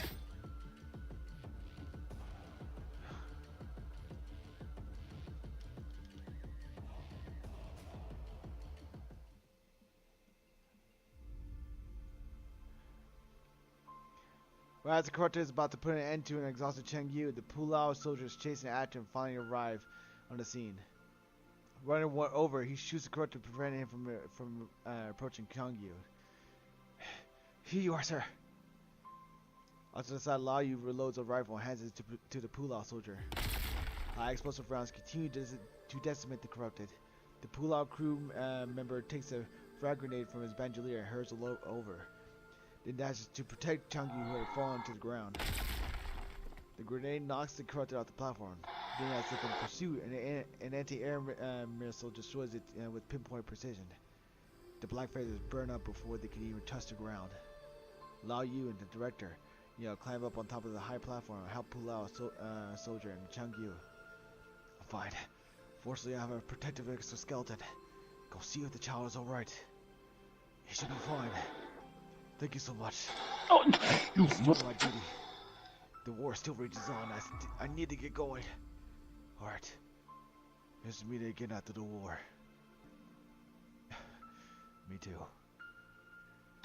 Director, let's go. Lao Yu hoists Cheng Yu on his back. The director strokes his head with a trembling hand. The war has displaced us. Cheng Yu's still young. Oh, I shouldn't have to do this pain. Sorry, kid. This is the last time I'll make a decision for you. I guess I just can't trust human creations. Lao Yu, send him to the port. I hope it'll buy him some more time. The director descends the platform and collects Yu Sheng's body, then slowly returns to the Kowloon Theater. Lao Yu watches the director slowly disappear down the street. He raises his sleeve to wipe the tears from his eyes, Miss then walks bitch. toward the port, Oh, with shit. the conscious Oh! smoke from the war covers the once prosperous city, disconnecting the people of the Kowloon from the future and their past.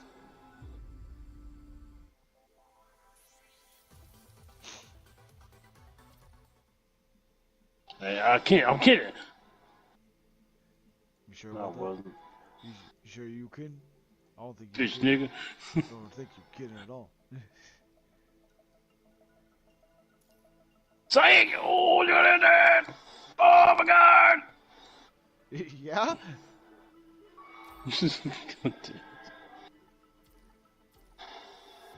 Jimu 系のこと I missed! Woo! We're in trouble now. Electrifier.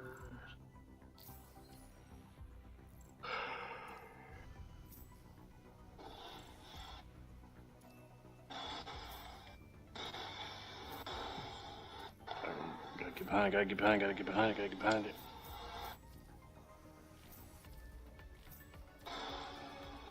Oh shit! Roll, roll, roll, roll, roll, roll, roll, roll, roll. 他の人のように私のことを極様と呼んでみる気はありませんかあなたにそう呼ばれると案外嬉しいかもしれません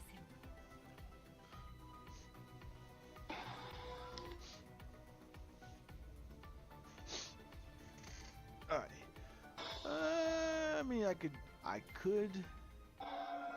continue on with the last chapter, but I feel like I can do the rest of this tomorrow. Let's do that. Yeah, let's do basically the rest of this Kowloon War in the next stream, and so we can, before we move over to Honkai, let's do this.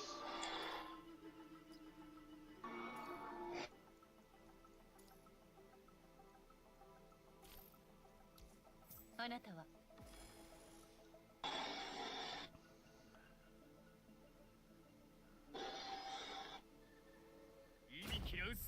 Oh.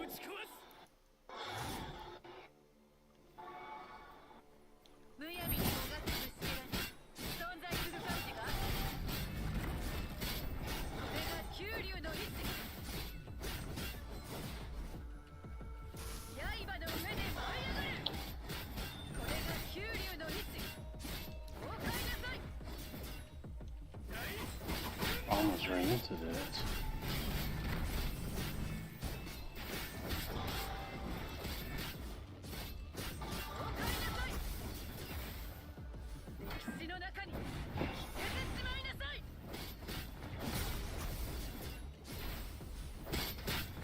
He's doing free really shit. Watch out!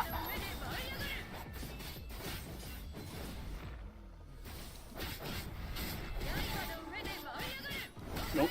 Nope. Nope.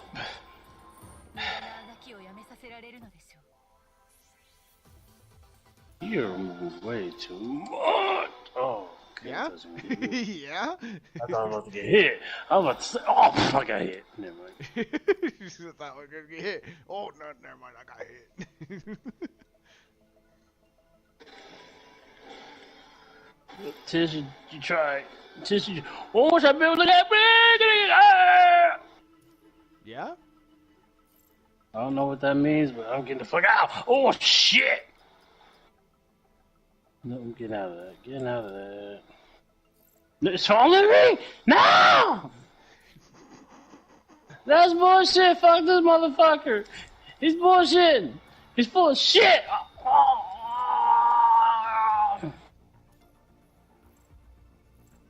Why am I fighting this fucker? Why? Why? Reasons.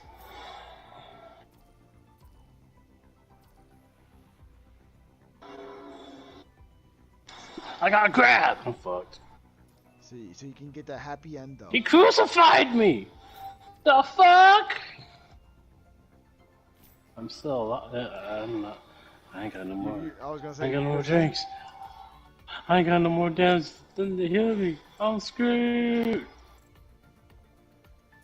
Yep. Cannot heal myself anymore. Are you on an Elder Beast or are you still on Rat God? The beast. Oh.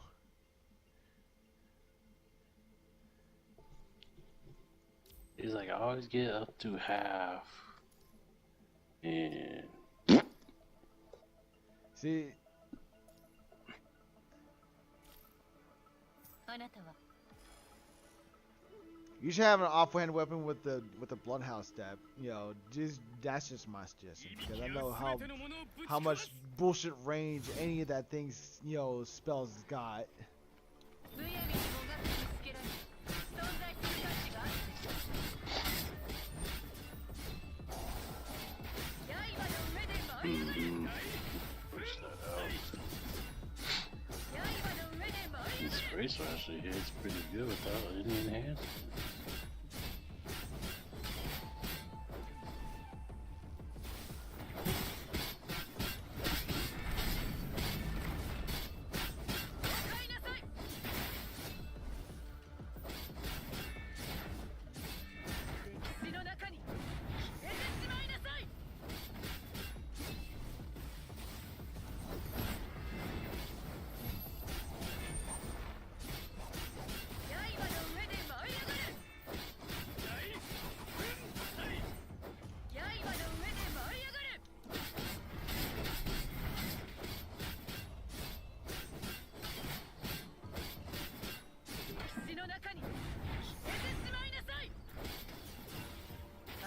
回このような無意味な戦いをして無駄なあがきをやめさせられるのでしょう。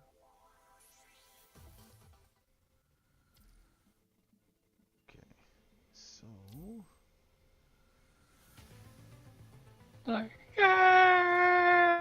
what the fuck? That freaking move you get from Hua Lao, that Earthshaker Astral War. Oh. I know it's stupid. That shit leaves you open. They do a stupid yell and then you pound the ground twice. Pretty much that move he does. And he slaps the ground with his hands and it takes up the whole entire arena. Oh yeah. Yeah, even with even with his axe, yeah, it doesn't even recreate that much of an area, which is bullshit. Lionesses.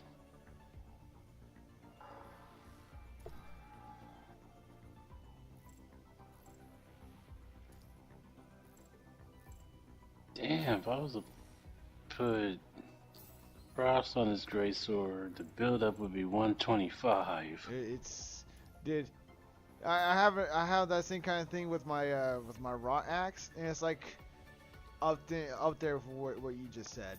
Like it's just like it's insane. And I think the reason why is because like not only because of like the Ash of War, but also because what kind of sword you putting it on?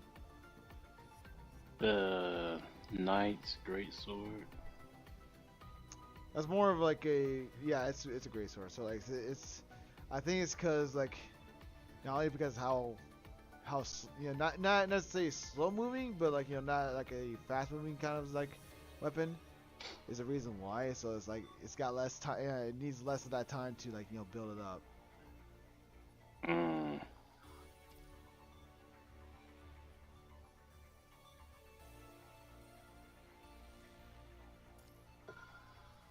wonder how much I can do this.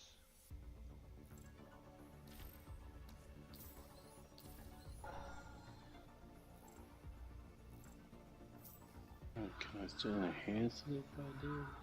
I can? Hey.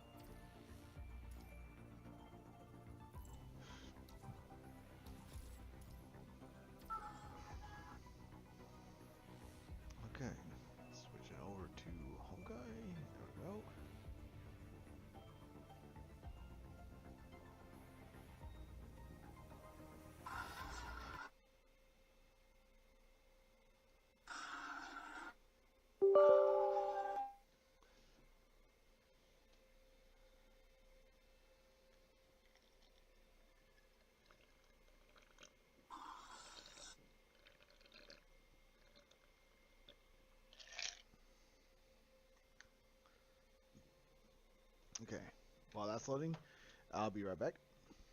Mic off.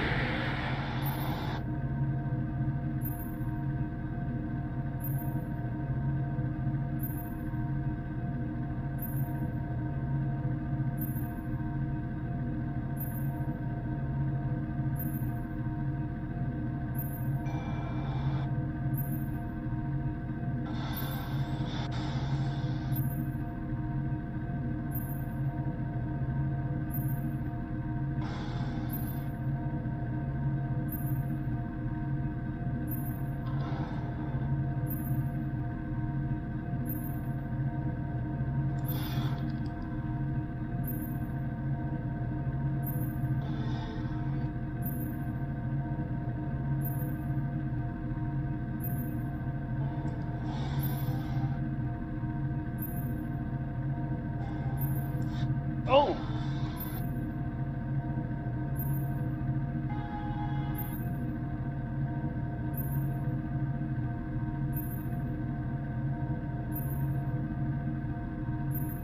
Sit down!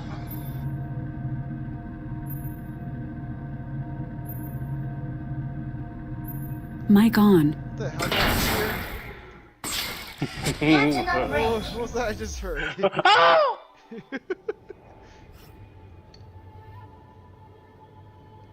I heard a weird ass noise.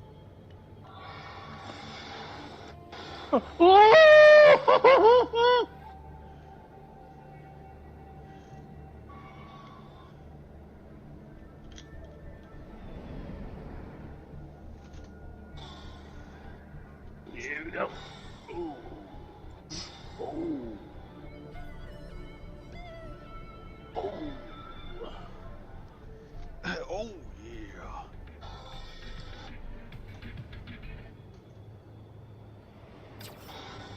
Oh.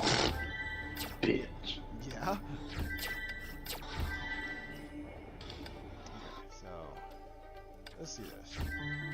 館長、お久しぶりです。ハイペリオンのみんなは元気ですか？春の肌寒さは徐々に和らぎ、天気も穏やかになりましたね。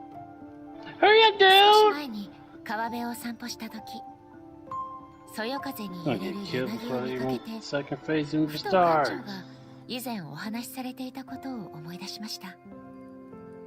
柳は生命力の強い植物で、 He's gonna die. その枝を土に差し込むと知らない土地でも成長できると。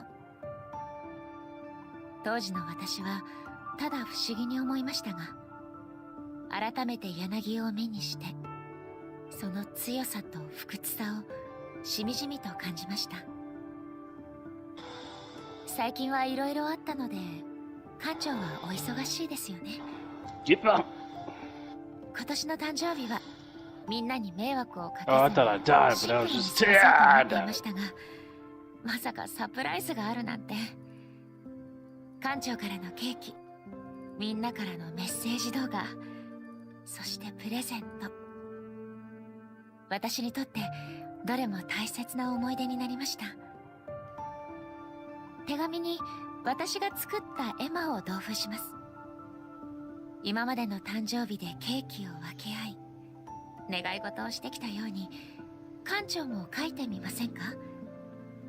共に絵馬に願い事を書くとすぐに叶うと聞きました。ライデン・メイ。 God damn it, mate, just come home. Jesus Christ.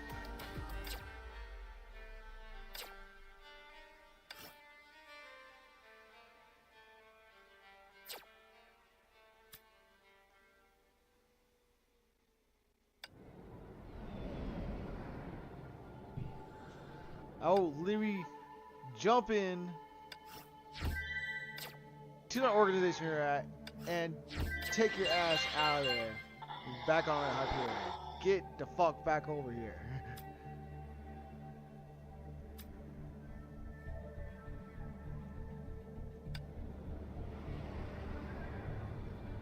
stop your nonsense. Get tired. Shit, I'm tired.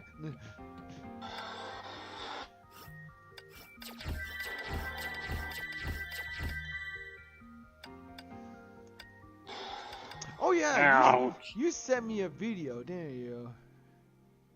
Of like Will Smith and whatnot. Let's see what it says there.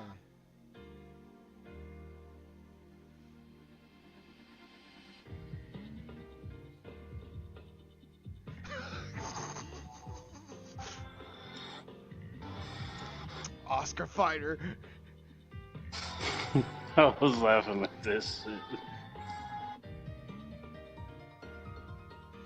Hold on, I have it baked on mute. Is it the Street Fighter music? Hold on.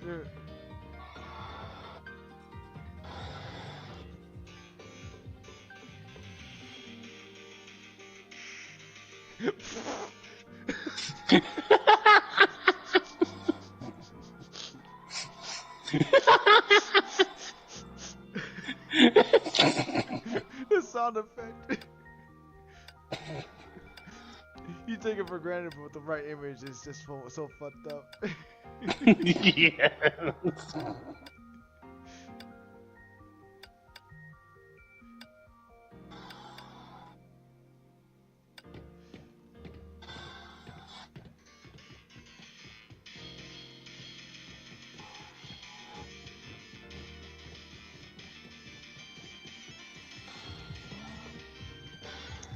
It's even the old Street Fighter team music too, man. What the?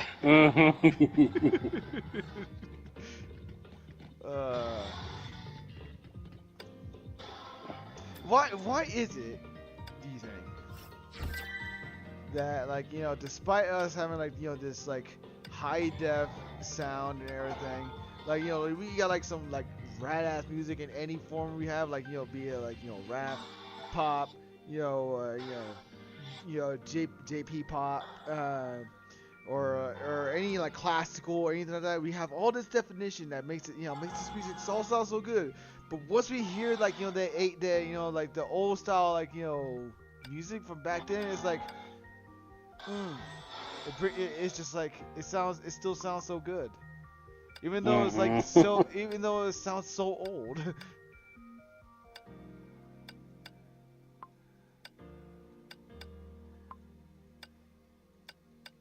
Hell, I'll bet you on anything, like, if anyone from, like, generations, like, from, like, like past 2000, like past 2010, or, like, being born now, they hear this shit, they'll probably be off put by it, but at the same time they're gonna be like, this sounds good.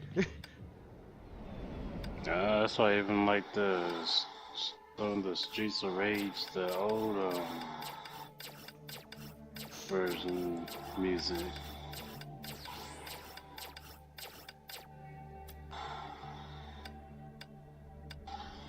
Oh my god, that hurts. It's like, I don't know, it's just like, to me, it's like, even if, like, if you haven't experienced it at first, like when it first came out, you still feel that, that charm to that music. Mm-hmm. Wait, what was that one? Okay, that's Pavardi.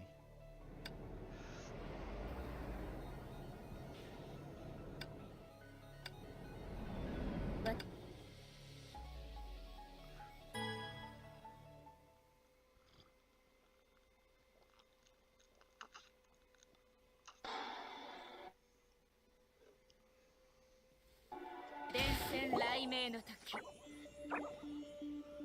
Okay,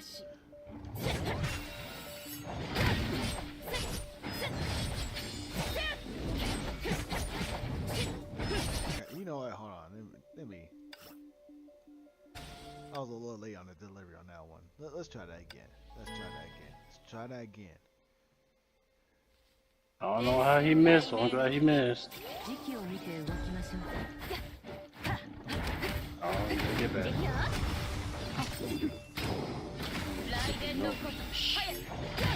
There we go. That's how you do it. That's how you do it. 自分の運命と向き合うと決めました。 Oh man, why didn't I do it?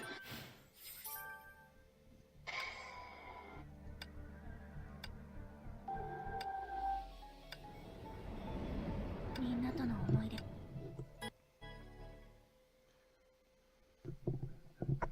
ブローニャ、戦場に到着。時期を見て動きましょう。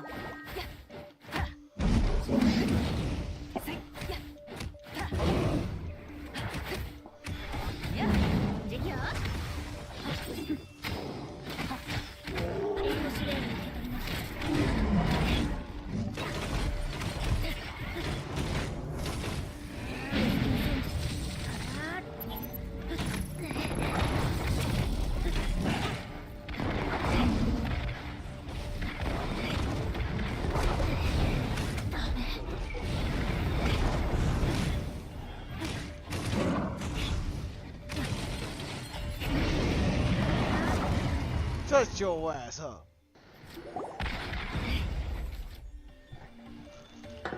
この戦闘はブローニャの勝利です。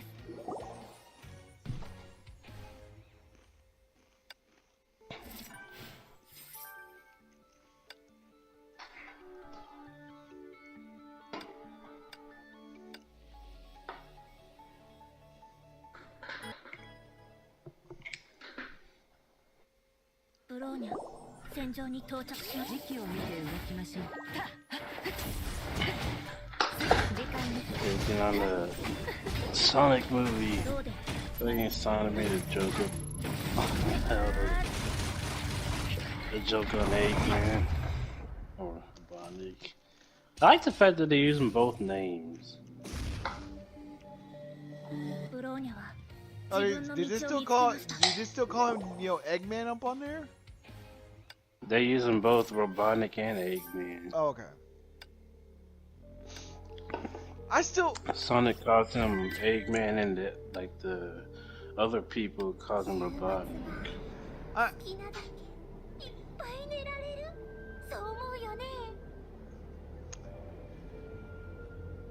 Sorry, I got distracted by the way this woman just bent right in front of me.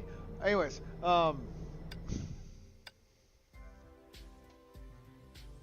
I'm still confused at how we went from like Robotnik, a legitimate, legitimate villain sounding name, to Eggman. How did that happen? And how did no one kick a fuss about it? Beats me. Like what?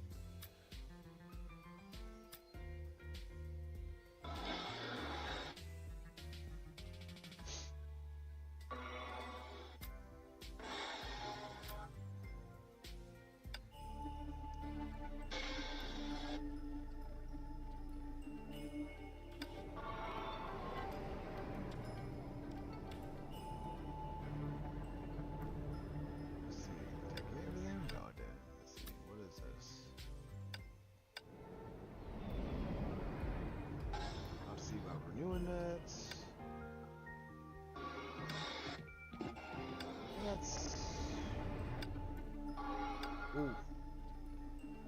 Better get this done. Shit.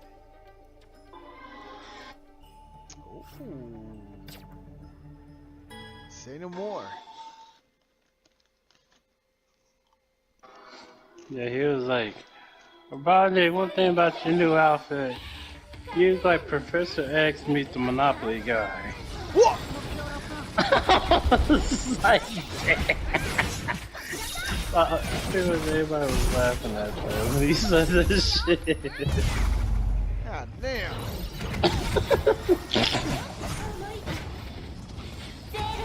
になってくれる？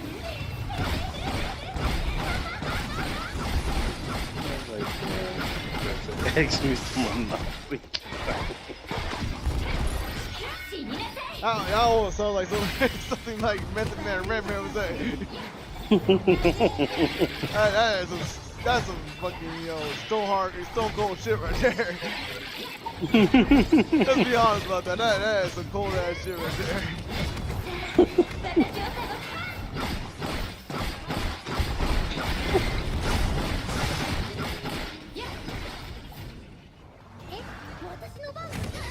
I don't know.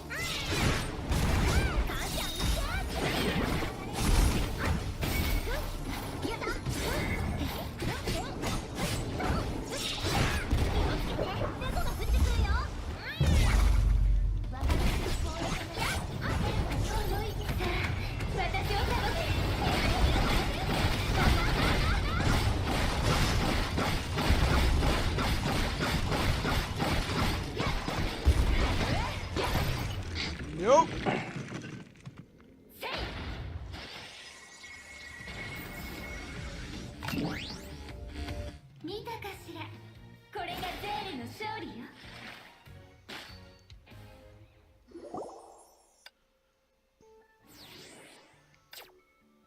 When did Shadow the Hedgehog appear? Wasn't Sonic Adventures? It was Sonic Adventure 2. Sonic Adventure is basically just like, basically just set the 3D platform for Sonic, I think.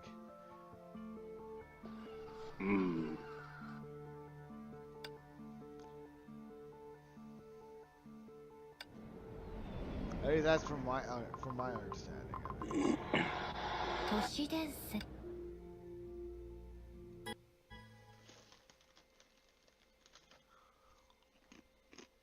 連戦雷鳴の時。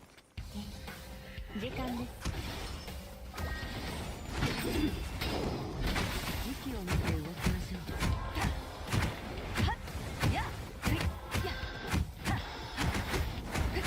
後片付けがお任せください。奇形の神のささやきを聞きましょう。来年の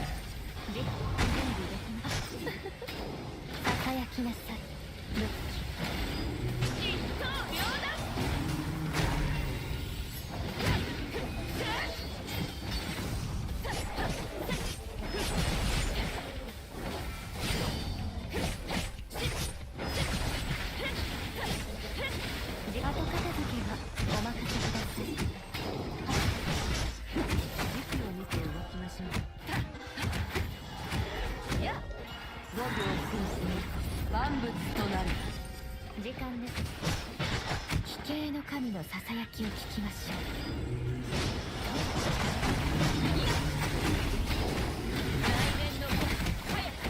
う。Oh shit. 炎上の光。 Yeah, I see your ass here. Got the back. 強風に私に服従しなさい。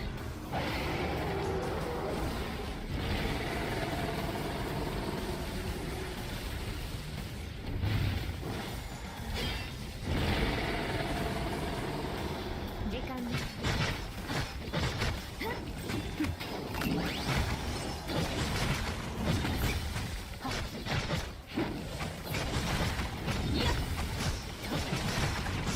ついてこれます。加速しますよ。ささやきなさい。ロッキー。時期を見て動きまし。5秒を過ぎて万物となる。一刀両断。強風よ、私に服従しなさい。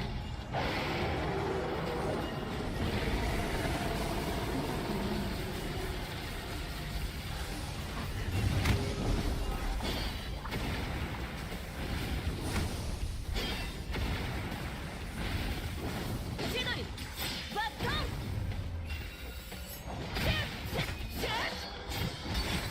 時期は奇形の神のささやきを聞きましょう。大丈夫ですよ。やり雷電のごとく早く。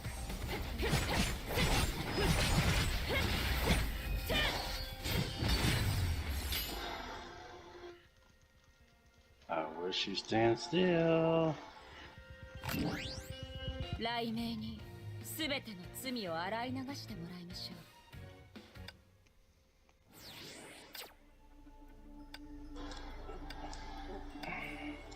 This one, I had to do this. I got to do this. Got to do this. Got to do this. 優雅さを保つ。さあ、かくれんハッカータイム。国境の顔。はや。時間。奇形の神のささやきを聞きましょう。あなた見える。 You didn't give me. Man. 全部が元になってくるわ。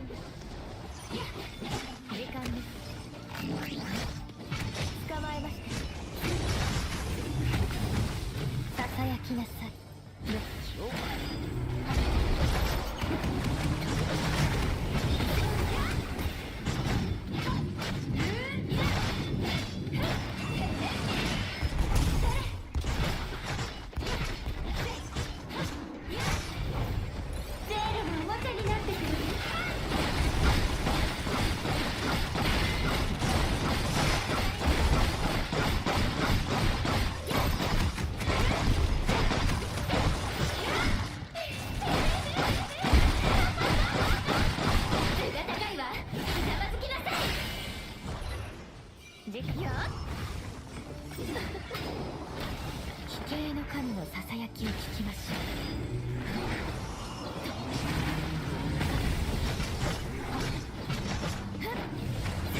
あなた逃げられない。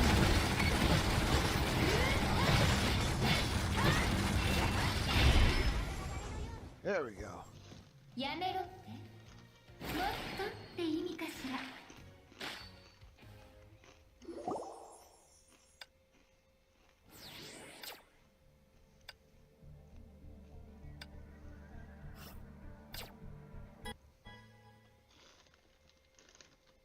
さあかくれんぼはかさ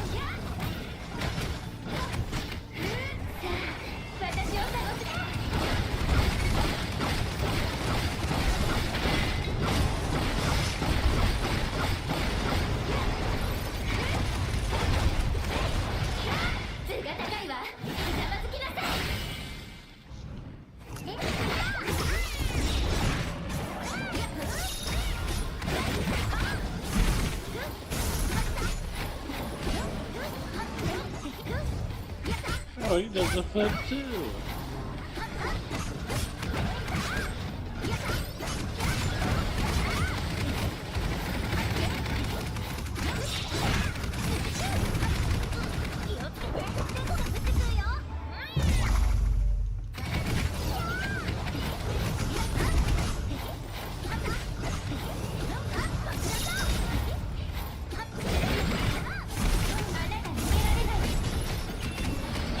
Oh shit.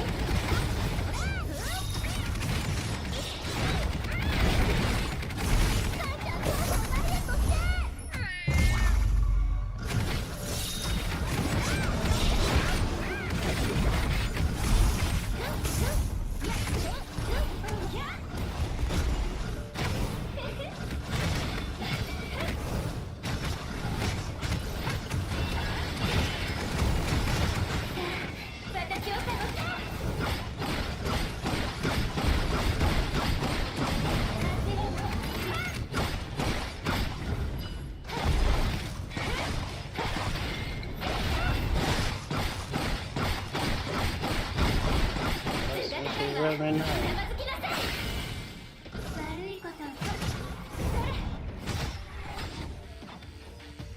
見たかしら。これがゼールの勝利よ。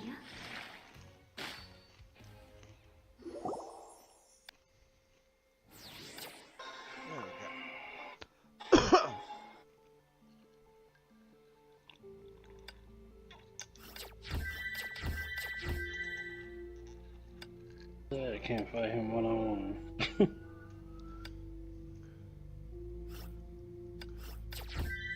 What's up? So it's pretty sad I can't fight him one on one. I don't know. I feel like if the mechanic there allows you to have like like summoning things like that, and such things, then you're basically allowed to do that. I know, but seeing other people do without having to use a summon, that's yeah. Well, that's just their own standards.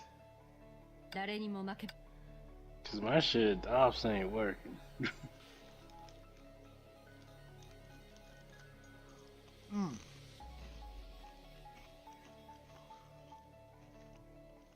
That just means when you go into New Game Plus, you'll have a better build by then. If I can even get there. I know you. You'll get through this. It's been 3 days on the same shit. I don't have that very much patience for that.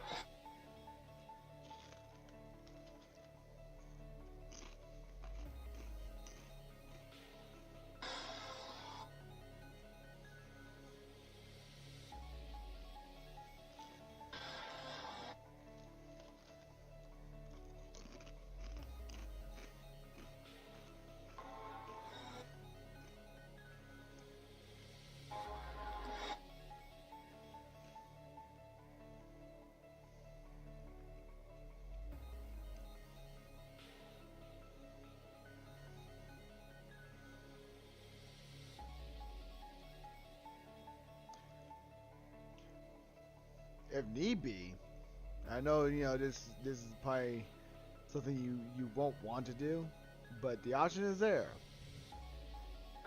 You could respec.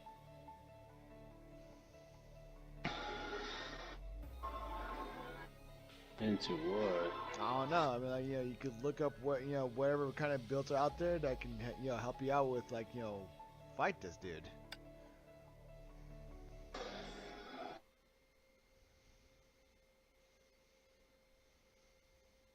A lot of weapons, well, majority of the weapons I have are decks. 準備はいいですか？この戦闘、私たちは勝たなければいけません。こ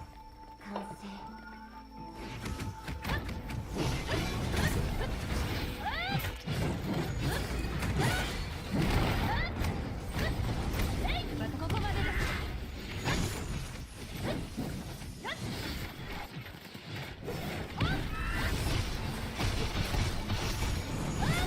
準備はいいですか？かすり傷です。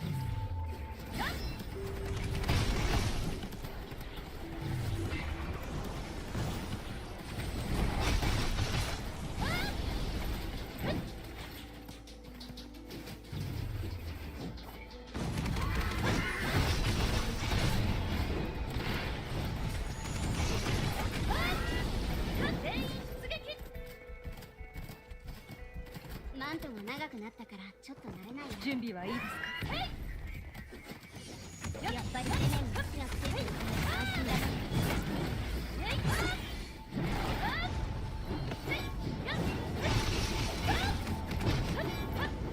まくりつないけ。うっ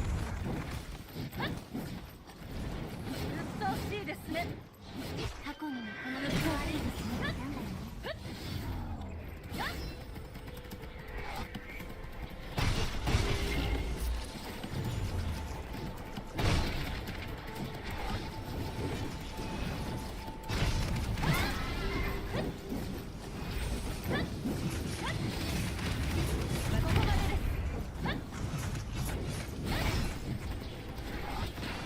準備はいいですか？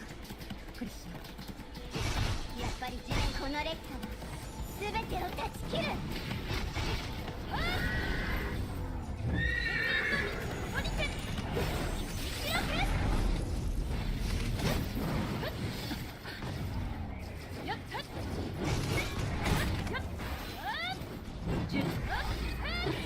この力を大切にします。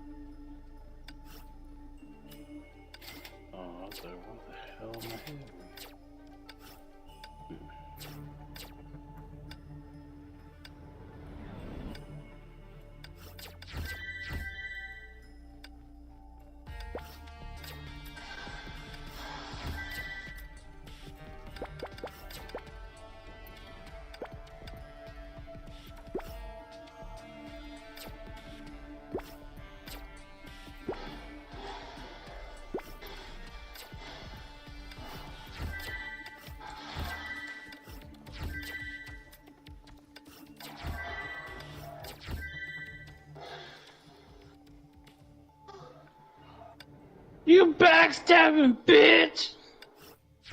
What happened? You guys killed us. Where the fuck those wolf-looking beast things are, and I get stabbed in the back by a fucking disc thrower. Oh.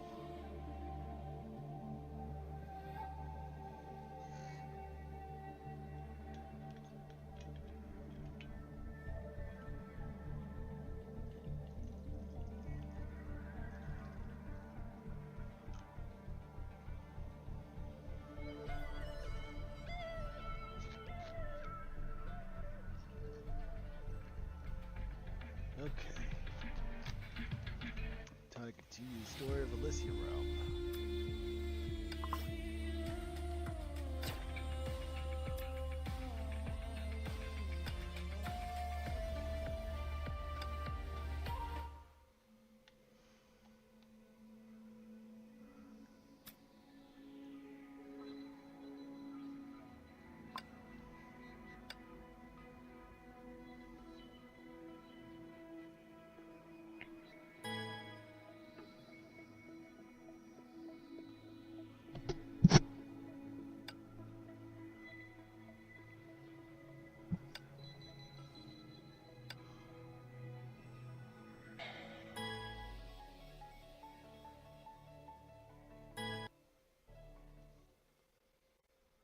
私がリーダー？本気？逃げることはごきげんよう。あ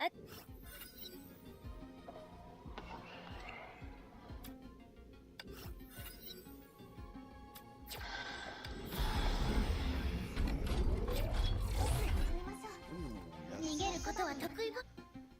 Yes, yes, yes. 私がリーダー？本気？行くよ。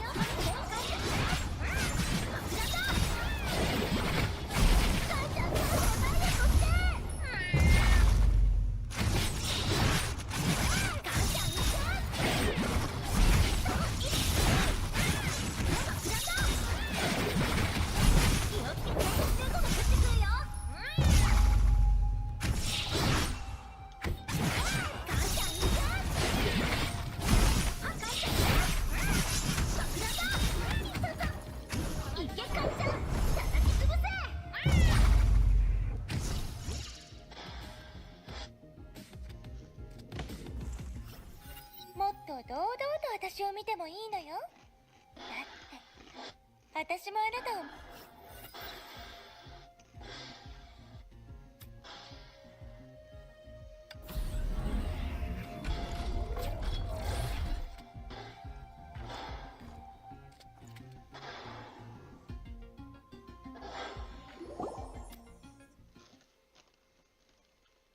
私がリーダー？本気？逃げる気？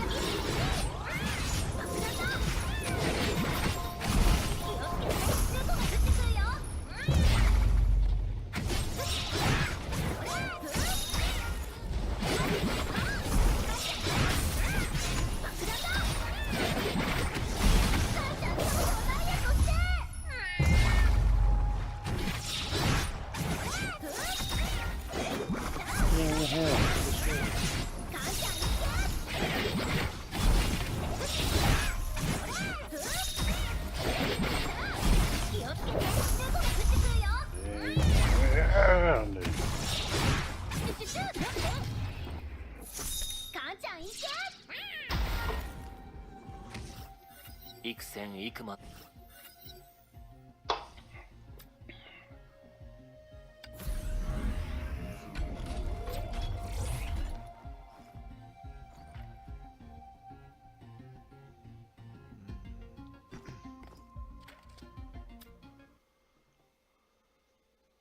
私がリーダー？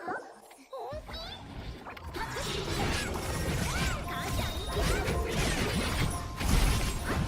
Oh! Piece of shit, get the fuck out of here. What happened? You fucking dude. Fucker jumped out of the corner and shit.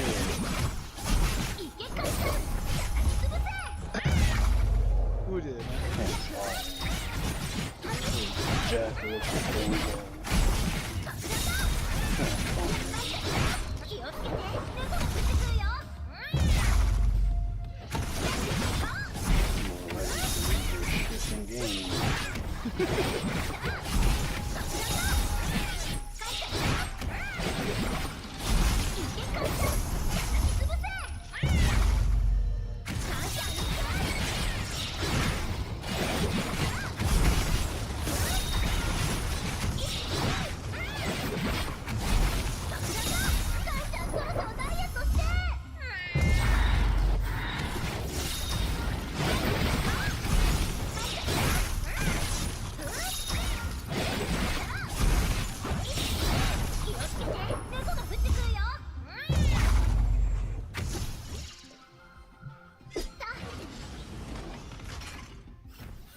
前回千号の兄ちゃんから仕入れた時、あと少しで私の尻尾が燃やさ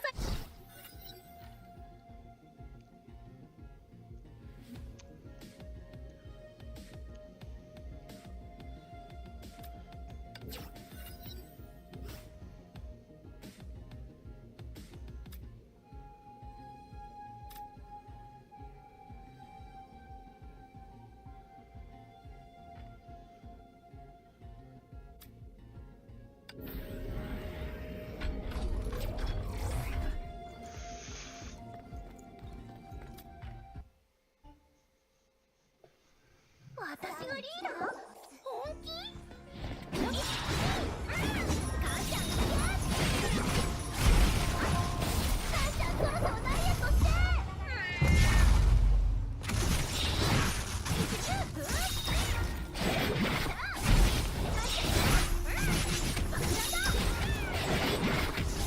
気をつけて、猫が降ってくるよ。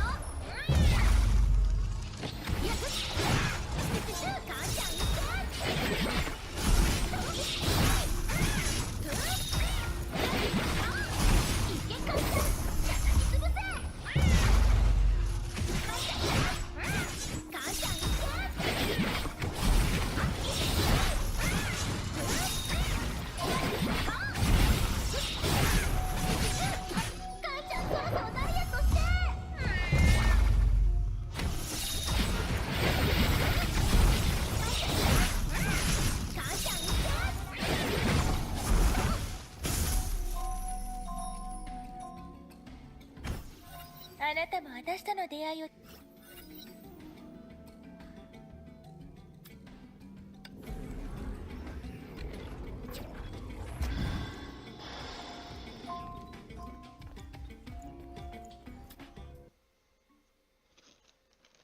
私がリーダー？本気？行くよ。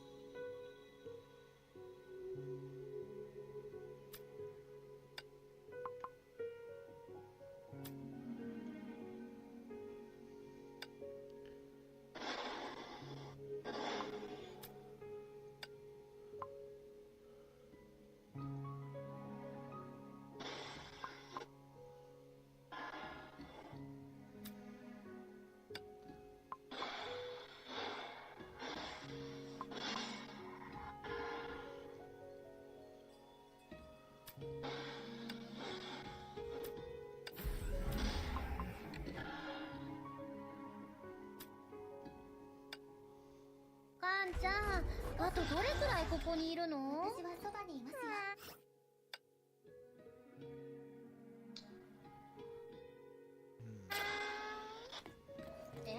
知らないの？私がリーダー？本気？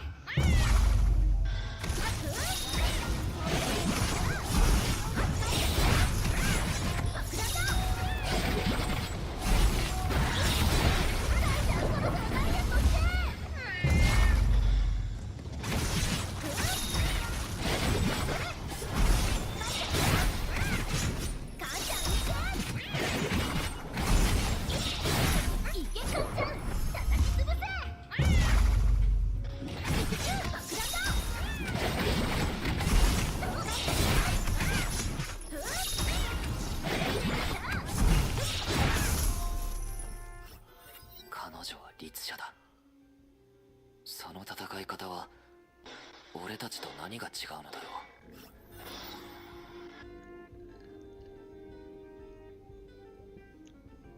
ろう。 Ugh.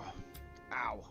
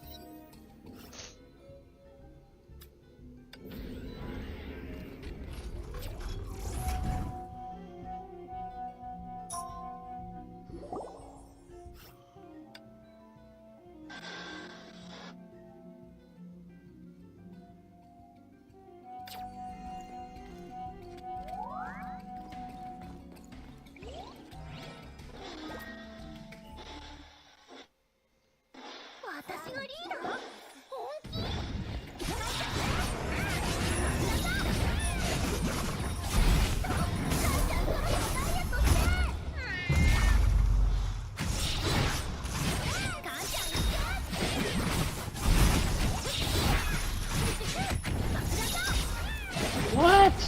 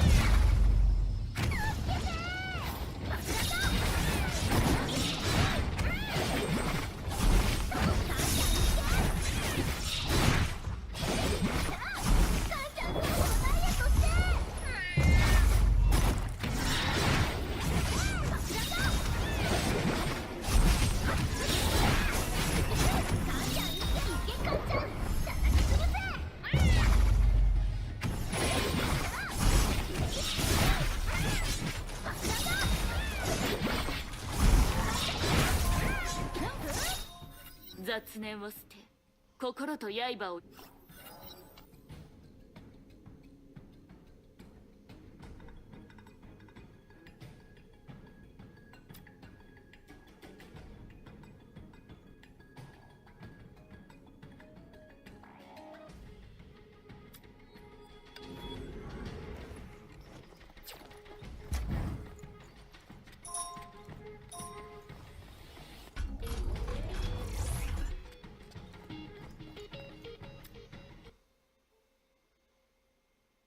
私がリーダー？本気？行くよ、カンちゃん。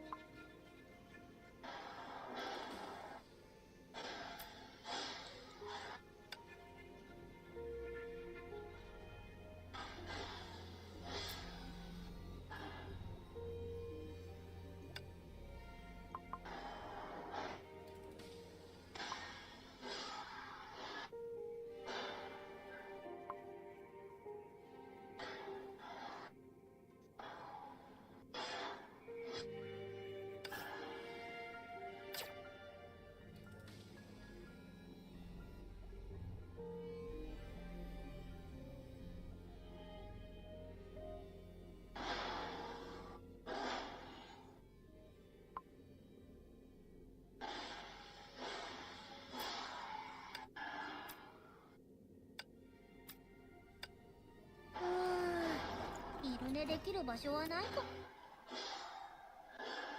私がリーダー？本気？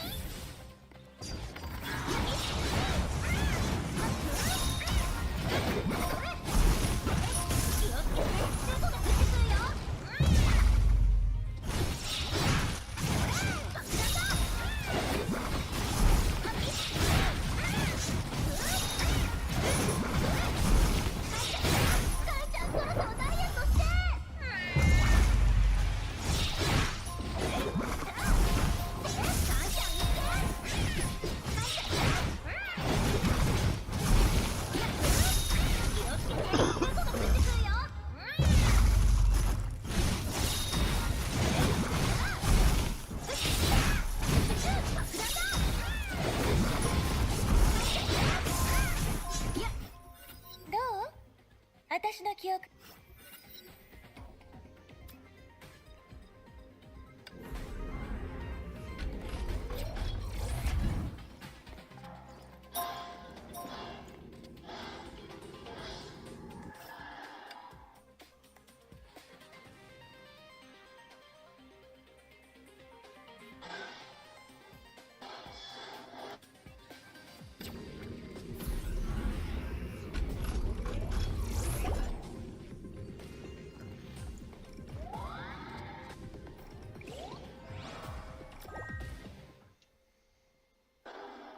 私がリーダー？本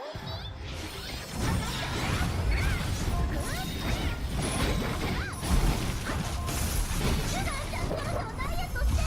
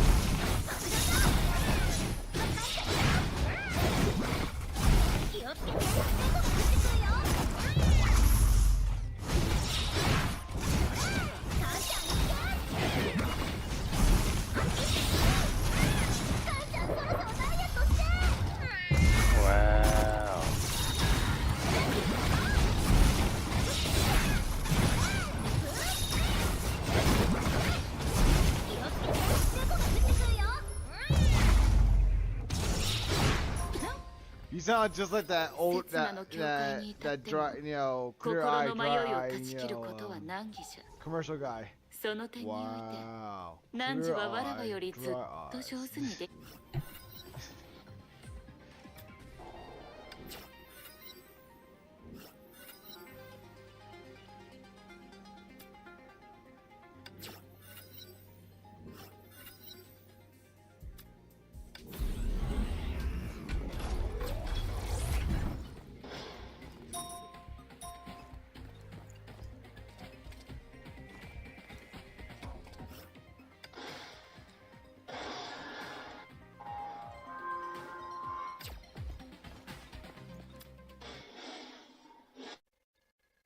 私がリーダー？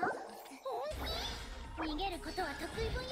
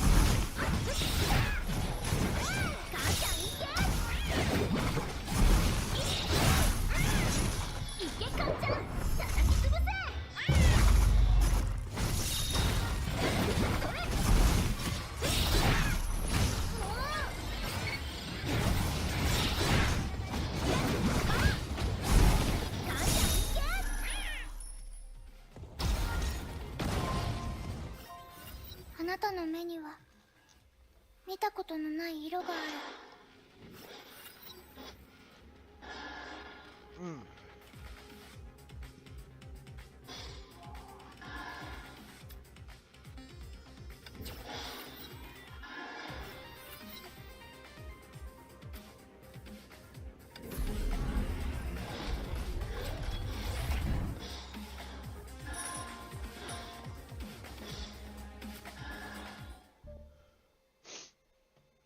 私がリーダー？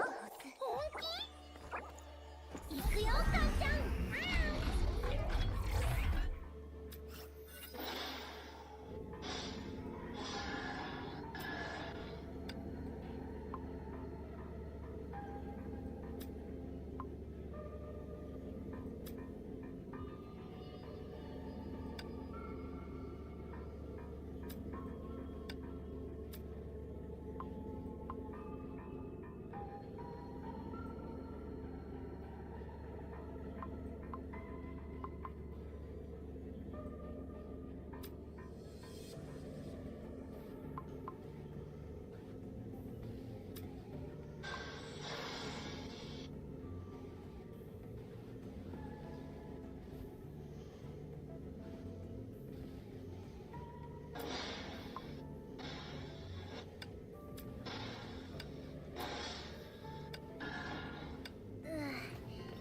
少しサボってもバレないよね。What? 逃げることは得意分野の一つだからね。What happened? 私がリーダー？本気？ She bullshit. カンちゃん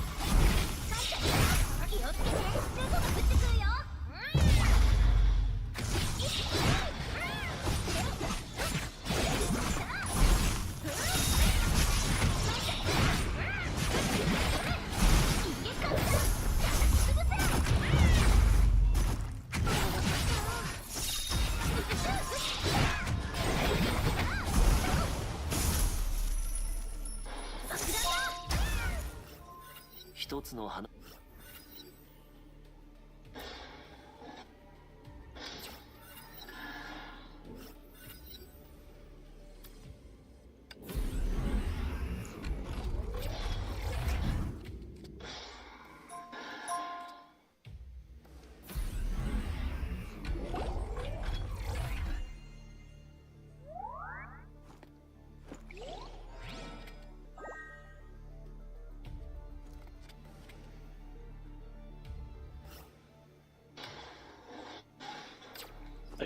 You fucking kidding me? 私がリーダー？本気？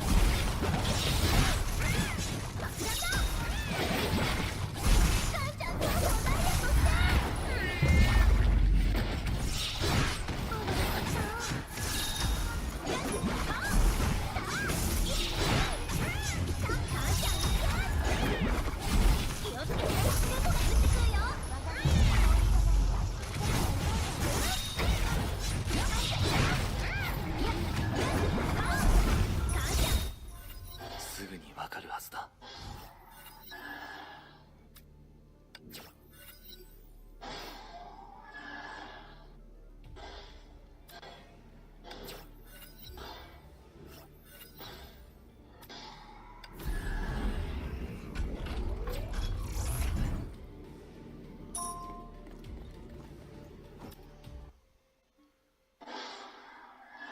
私のリーダー？本気？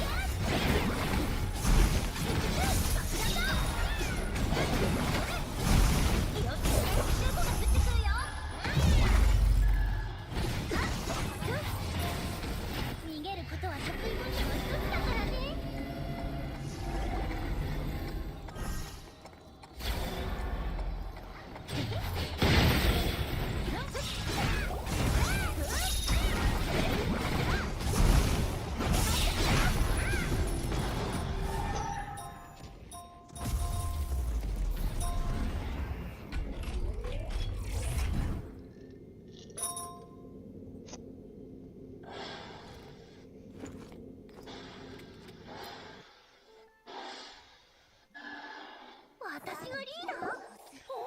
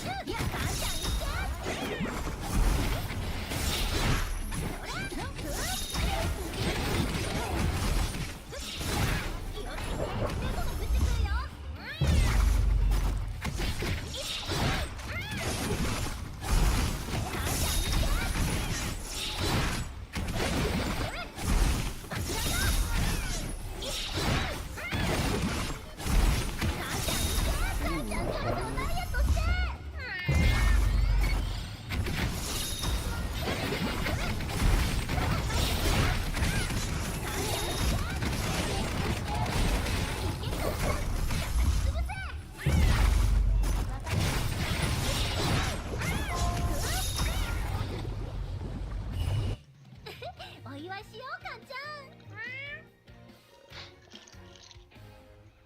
Play something like a win.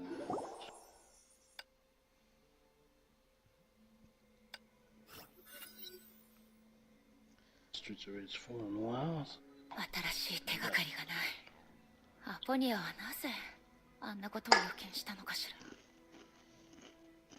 指針の書へと向かう計画にも進展がないし。メイの姉ちゃん、早く。またいいものを仕入れたんだ。珍しい品物ばかりだよ。10日。少なくともその意味をはっきりさせないと。メイの姉ちゃん、おーい。もしくはその前に指針の書に行く方法を見つけないと。メイの姉ちゃん。パルト、ごめんなさい。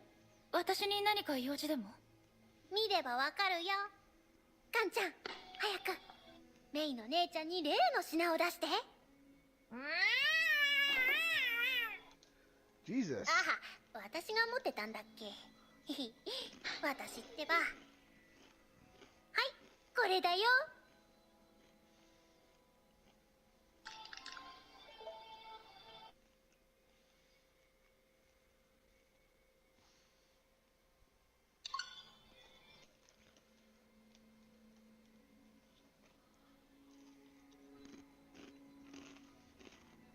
今世紀最大のマジックショー、指針の書にて開催。ビルビメイの姉ちゃんはこれのことを考えてたんだよね。成功した商人の私がお客さんの需要を読めないわけないじゃない。ずっとあそこに行きたかったんだよね。ミルビーの姉ちゃんの招待状があれば何の問題もないよ。これはかなり貴重で、私だってめったにもらえないんだから。他の人だったら何があっても追加料金を取らないと。言い直すかと思ったけど違うみたいね。マジックショー、ビルビー。私の推測が正しければ彼女はおそらく。メイの姉ちゃんも覚えてるでしょ。この間楽園がめちゃくちゃになっちゃったこと。今思い返せばあれはマジックショーの一部だと思うんだ。あそこから戻ってきたばかりなんだけど、もうめちゃくちゃで、何人ものヘビの姉ちゃんが空を飛んでたよ。だからメイの姉ちゃんの安全のために、賢くて手際のいいガイドさんをもう一度紹介するね。彼女は楽園に慣れてて、しかも適正価格なんだよ。わかったわ。自己紹介はいいから。なるほど、道理で用意がいいと思ったわ。パルドのお目当ては私の財布でしょ。そんなこと言わないでよ、メイの姉ちゃん。みんな私のことを正義のために金を惜しむやつだって言ってるんだよ。正義のためならお金を出すことすら惜しまないって言いたいのはわかるけど、彼らの言う通りね。いいでしょう。確かにガイドさんが必要だわ。支払い方法は？いいのいいの。前回と同じようにもう用意してあるんだ。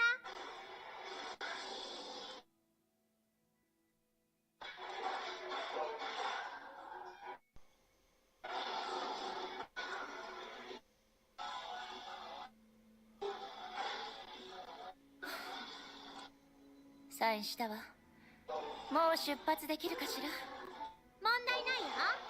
カンちゃん、案内をお願い。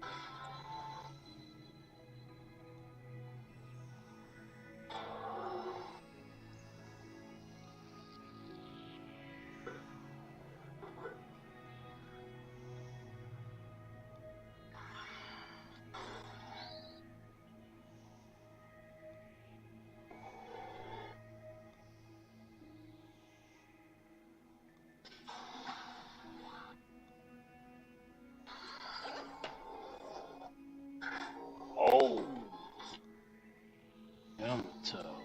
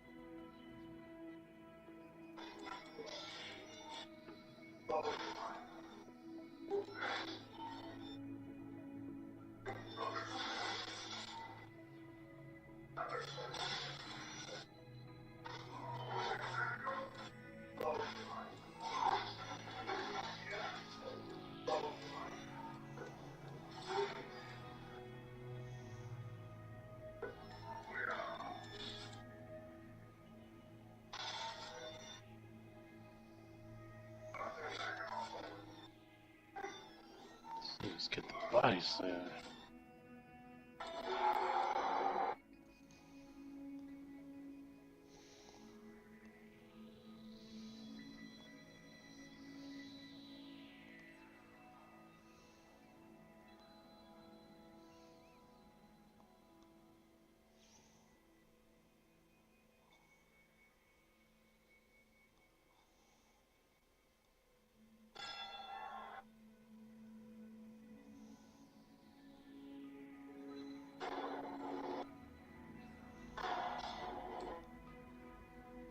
Oops, good Mountain Dew.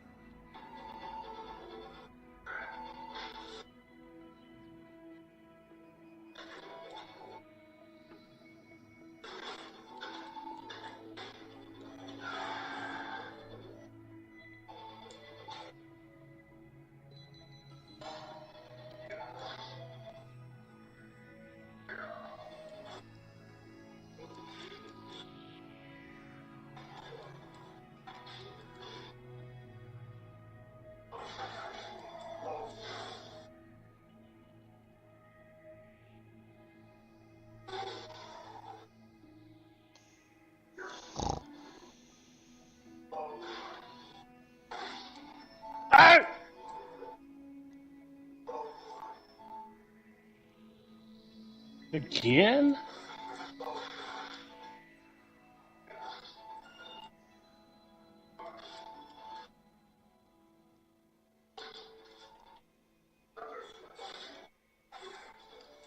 I'm about to lose.